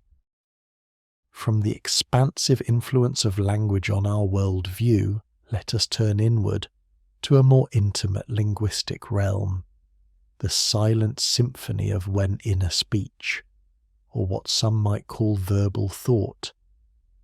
We touched upon this briefly before, but its significance warrants a deeper, more peaceful contemplation.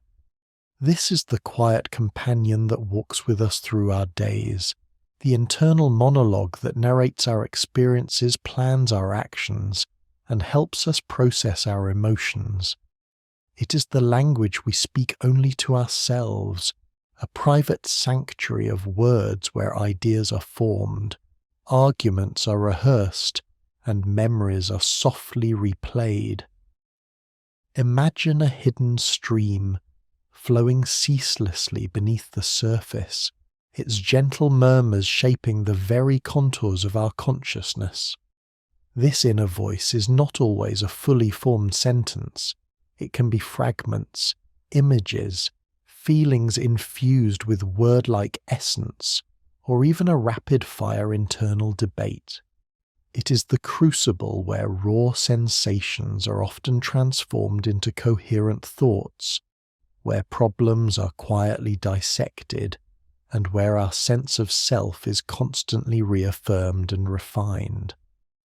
This silent dialogue is profoundly personal, unique to each of us, yet it is utterly dependent on the external language we have acquired.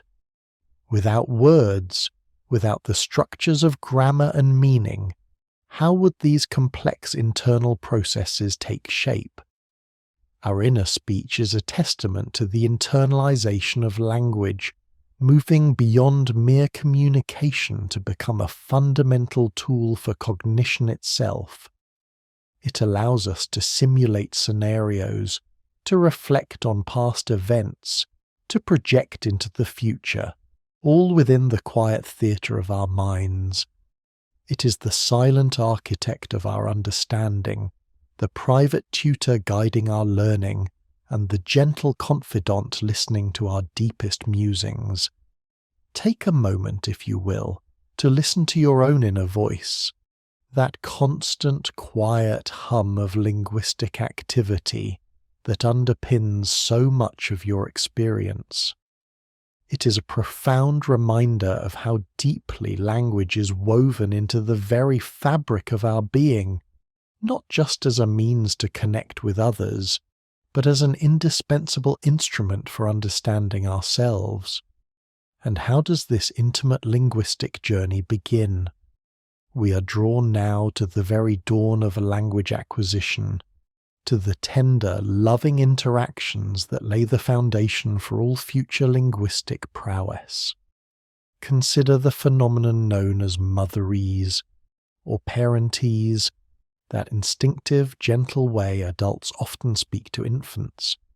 It is characterized by a higher pitch, exaggerated intonation, slower tempo, simplified vocabulary, and repetitive phrasing. When we hear a baby babble, our voices often soften, rise in tone, and become more melodic, almost like a quiet lullaby. This is not a conscious decision, but an intuitive, universal response, a beautiful symphony of nurturing communication. Imagine a soft, warm light, gently guiding a tiny seedling towards the sun. Motherese acts as just such a light for the developing linguistic mind. This seemingly simple adaptation of speech is, in fact, a remarkably sophisticated pedagogical tool. The exaggerated pitch contours help infants to better distinguish speech sounds and segment words from continuous streams of sound. The slower pace provides more time for processing, and the repetition reinforces patterns, making it easier for the tiny listener to grasp grammatical structures and vocabulary. It is a finely tuned, instinctual lesson in phonetics, phonology, and even pragmatics, delivered with boundless affection. This gentle, melodic speech not only captures the infant's attention, but also fosters emotional bonding, creating a secure and stimulating environment for language growth. It is a testament to the profound connection between love, nurture, and the miraculous unfolding of linguistic ability. From these tender beginnings, the complex architecture of language slowly, beautifully takes shape, built upon a foundation of soft voices and patient repetition. We witness here the quiet miracle of human connection, expressed through the earliest, most fundamental forms of linguistic exchange. As we move from these foundational, nurturing aspects, let us consider how language, once acquired, becomes a powerful instrument in shaping our collective realities and guiding human interaction. We speak now of the artful dance of rhetoric and persuasion, the subtle and profound ways in which language is employed to influence, to move, and to connect with others on a deeper level. This is not merely about conveying information. It is about crafting messages with intent, about stirring emotions, about building consensus, and about inspiring action. Imagine a skilled artisan, gently shaping clay on a wheel, or a musician carefully composing a melody to evoke a specific feeling. So too does the master of rhetoric wield words, selecting them with precision, arranging them with grace, and delivering them with resonant intent. From ancient orators to modern-day storytellers, the power of persuasive language has been a cornerstone of human society. It involves understanding the audience, anticipating their perspectives, and framing arguments in ways that resonate with their values and experiences. It is in the carefully chosen metaphor that illuminates a complex idea, the rhythmic cadence that lends authority to a statement, the poignant anecdote that evokes empathy, or the logical progression that builds an unassailable case. This art is not always overt or manipulative. Often, it is a gentle invitation, a shared exploration, a way of building bridges of understanding between diverse viewpoints. It is about the subtle currents in a conversation that guide our thoughts, the shared narratives that bind communities, and the inspiring speeches that ignite movements. This intricate interplay of words, tone, and context demonstrates language's profound capacity to shape not just individual minds, but the very course of human history. It is a testament to the dynamic, living power of our words, constantly weaving and reweaving the fabric of our shared existence. Yet, in this rich tapestry of spoken and written words, there exists another, often overlooked, yet equally profound element of communication, the eloquent power of silence. In a world often filled with ceaseless chatter and the clamour for attention, we sometimes forget that silence is not merely the absence of sound, but a potent, meaningful presence in itself. Imagine a quiet pool, its still surface reflecting the vastness of the sky above, or the deliberate pauses in a musical composition that give breath and emphasis to the notes.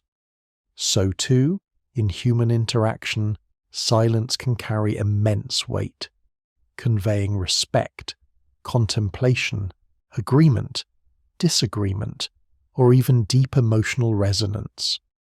Across cultures, the interpretation and use of silence vary widely, underscoring its linguistic and social significance. In some contexts, silence might signal deference, careful consideration, or a profound understanding that transcends words. In others, it might indicate discomfort, disagreement, or even a breakdown in communication. A moment of shared silence can be more intimate and revealing than 1,000 words, an unspoken acknowledgement of shared grief, joy, or profound connection. It is in these quiet spaces that we often find room for reflection, for empathy, and for a deeper understanding that words alone cannot always provide. This elegant counterpoint to spoken language reminds us that communication is a holistic experience, encompassing not just what is uttered, but also what is left unsaid, what is felt in the spaces between. It is a gentle invitation to listen not just with our ears, but with our hearts, allowing the quiet wisdom of unspoken moments to settle peacefully within us. As we bring this chapter to a tranquil close, we hope these explorations have offered you new avenues for quiet contemplation, deepening your appreciation for the myriad ways language shapes our internal landscapes, guides our earlier steps into communication, and empowers our interactions with the world. We invite you to carry these gentle insights with you, perhaps noticing the subtle influences of your own language, the quiet hum of your inner thoughts, the nurturing tones around you, the persuasive currents in daily discourse, and the profound eloquence of silence. Thank you for joining us once again on this peaceful journey through the wonders of language. If these quiet reflections have resonated with you, we would be honored if you would consider liking this video, subscribing to our channel for more linguistic lullabies, and sharing your own thoughts in the comments below. Until our next gentle gathering, may your world be filled with peaceful curiosity and the quiet beauty of understanding. And so, as we gently drift from the profound quietude of silence, that eloquent absence which speaks volumes, we find ourselves drawn into the subtle currents that flow within spoken language itself. It is a whisper, a sigh, a nuanced shift in tone that can transform the very landscape of meaning. We invite you to settle deeper into your space of calm, allowing the quiet hum of curiosity to be your gentle companion as we explore these delicate intricacies. For language, as we have seen, is not merely a collection of words, neatly arrayed like pearls on a string. Oh no, it is a living, breathing symphony, and much of its melody resides not in the individual notes, but in the spaces between them, in the way they are sung.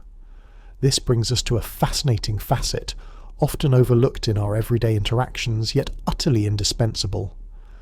The music of language, known as prosody and intonation. Consider, if you will, the simple phrase, quote, 86. Uttered with a falling tone, it is a statement of fact, a quiet observation, but allow the pitch to rise gently at the end. Quote, 87. And suddenly it transforms into a question, an invitation for clarification. Change the stress, perhaps elongating the quote. And a subtle emphasis emerges, suggesting surprise or disbelief. This intricate dance of pitch, rhythm and stress is the very soul of spoken communication, conveying emotion, intent and emphasis far beyond the literal dictionary definitions of words. We lean on it instinctively, interpreting the world not just by what is said, but by how it is said. Think of the comforting lull of a bedtime story, the urgent cadence of a warning, or the playful lilt of a tease. These are not merely differences in volume, but in the very shape of the sound waves, painting vivid pictures on the canvas of our minds. It is a quiet testament to the layered complexity of human expression, a reminder that even the most mundane utterances are imbued with a rich, unseen tapestry of meaning.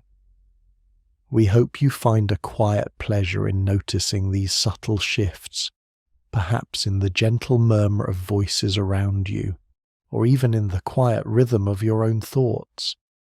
From this internal music we glide softly towards another captivating aspect, where sound and meaning intertwine in playful imitation. The enchanting world of onomatopoeia. These are the words that mimic the sounds they describe. Atase, quote, 89, for a bee, a quote, 90, for a cat, a quote, 91, for water.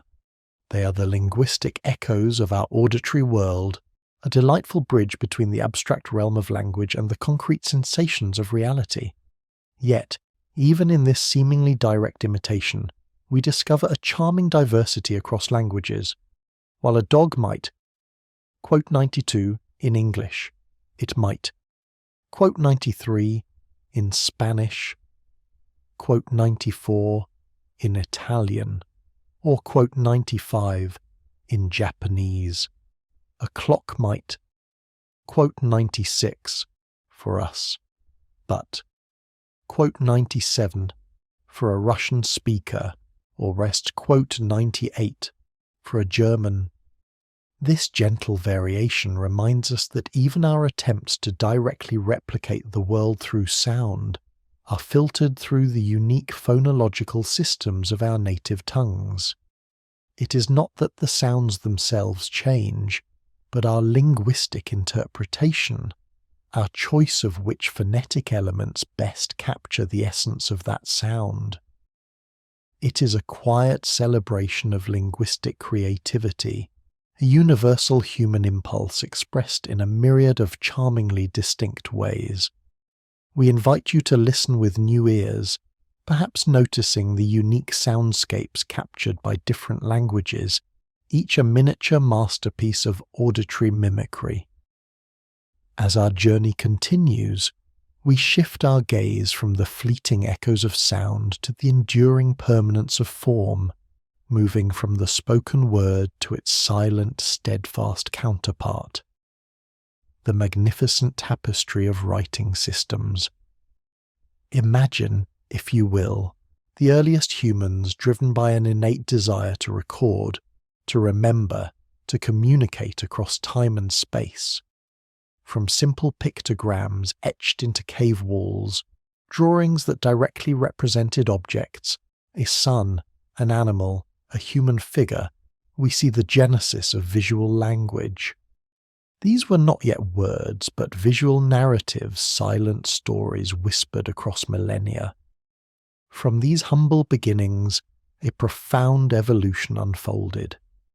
Pictograms gradually gave way to ideograms, where symbols represented not just objects, but abstract ideas.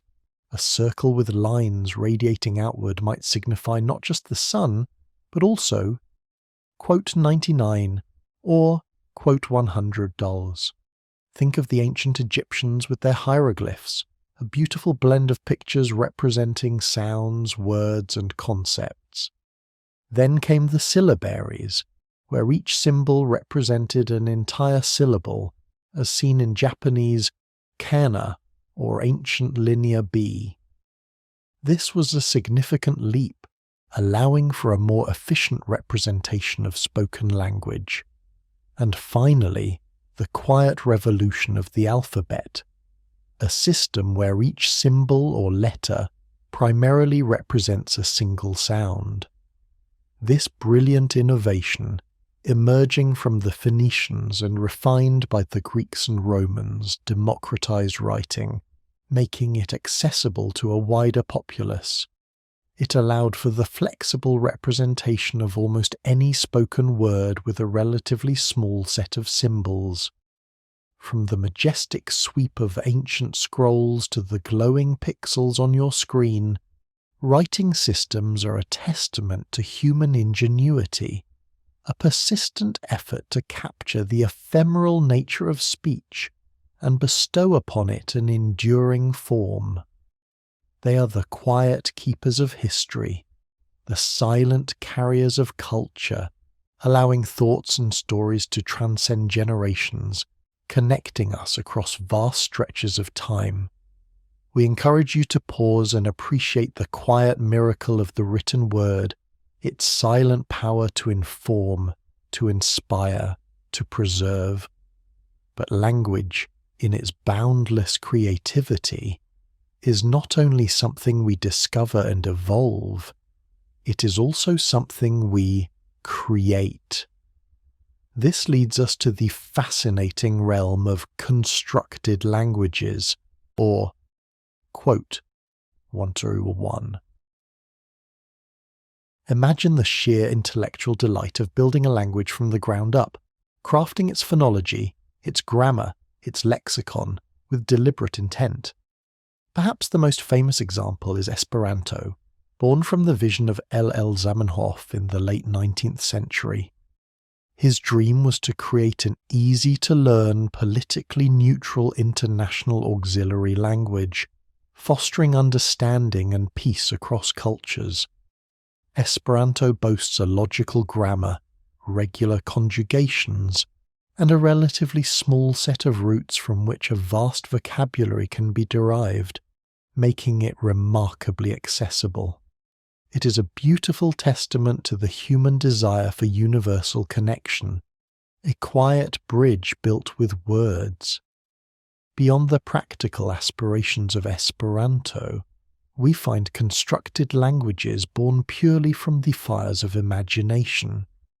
Think of the intricate Elvish languages crafted by J.R.R. Tolkien, so complete and consistent that they feel like echoes of ancient, forgotten tongues, or the guttural complexities of Klingon from Star Trek, designed to reflect the warrior culture of its speakers. More recently, we've seen the emergence of Dothraki and Valyrian in Game of Thrones, each imbued with a distinct linguistic personality, enriching the fictional worlds they inhabit. These conlangs are not mere gibberish. They are carefully engineered systems, often demonstrating a profound understanding of linguistic principles. They are a quiet celebration of human creativity, a playful yet rigorous exploration of what language can be, reminding us that the rules and structures we observe in natural languages are not immutable laws, but flexible frameworks awaiting new forms. We invite you to marvel at this quiet artistry, this deliberate act of linguistic creation. And finally, as we contemplate these layers of sound and symbol, of natural growth and deliberate construction, we are drawn to the deep echoes of history embedded within every word we speak, the enduring power of etymology. To trace the etymology of a word is to embark on a quiet archaeological dig, unearthing layers of meaning, cultural exchange, and historical narrative. Take, for instance, the word companion. Its roots lie in the Old French campagne, and ultimately the Latin com, with, and panis, bread. A companion, then, is literally one with whom you break bread. How beautifully that simple origin encapsulates the essence of shared experience, of friendship and sustenance. Or consider the word disaster. It comes from the Greek dis, bad, and aster, star. A disaster was originally an ill-starred event, a misfortune attributed to the unfavourable alignment of celestial bodies. Each word, no matter how commonplace, carries within it a miniature history, a quiet whisper of past beliefs, migrations, inventions, and transformations. They are linguistic fossils, preserving fragments of earlier cultures, revealing how concepts have evolved, how languages have borrowed and adapted, how our ancestors perceived their world. Etymology is a gentle reminder that language is a living archive, a continuous narrative woven from countless threads of human experience. It is a quiet invitation to listen not just to what words say, but to what they remember. As we near the gentle close of this chapter, having journeyed through the subtle music of prosody, the playful mimicry of onomatopoeia, the enduring artistry of writing, the imaginative scope of constructed languages, and the deep historical echoes of etymology, we hope you feel a quiet expansion of your appreciation for language. It is a boundless realm, ever unfolding, continually offering new wonders. We find immense peace in these explorations, in observing the quiet persistence and profound adaptability of human communication. There is always more to discover, more to quietly appreciate. We hope these gentle insights have added another layer of tranquility to your evening, perhaps sparking a quiet moment of reflection. Remember, there is no need to retain every detail, only to allow the concepts to wash over you like a soothing tide. Your curiosity, your peaceful presence is all that is required. If you found a moment of calm or a spark of wonder, a gentle, quote, wandrin, or quote, one Faustin, helps us continue to share these quiet journeys with others seeking peace and knowledge. And of course, your comments, your own quiet reflections, are always a welcome addition to our shared space of contemplation. For now, we leave you with the quiet hum of these new understandings, inviting you to rest, to ponder, to simply be with the richness of language. In the quiet moments ahead, perhaps you will notice the subtle intonations in a loved one's voice, or the ancient story held within a simple word. The journey continues, always gently, always with wonder,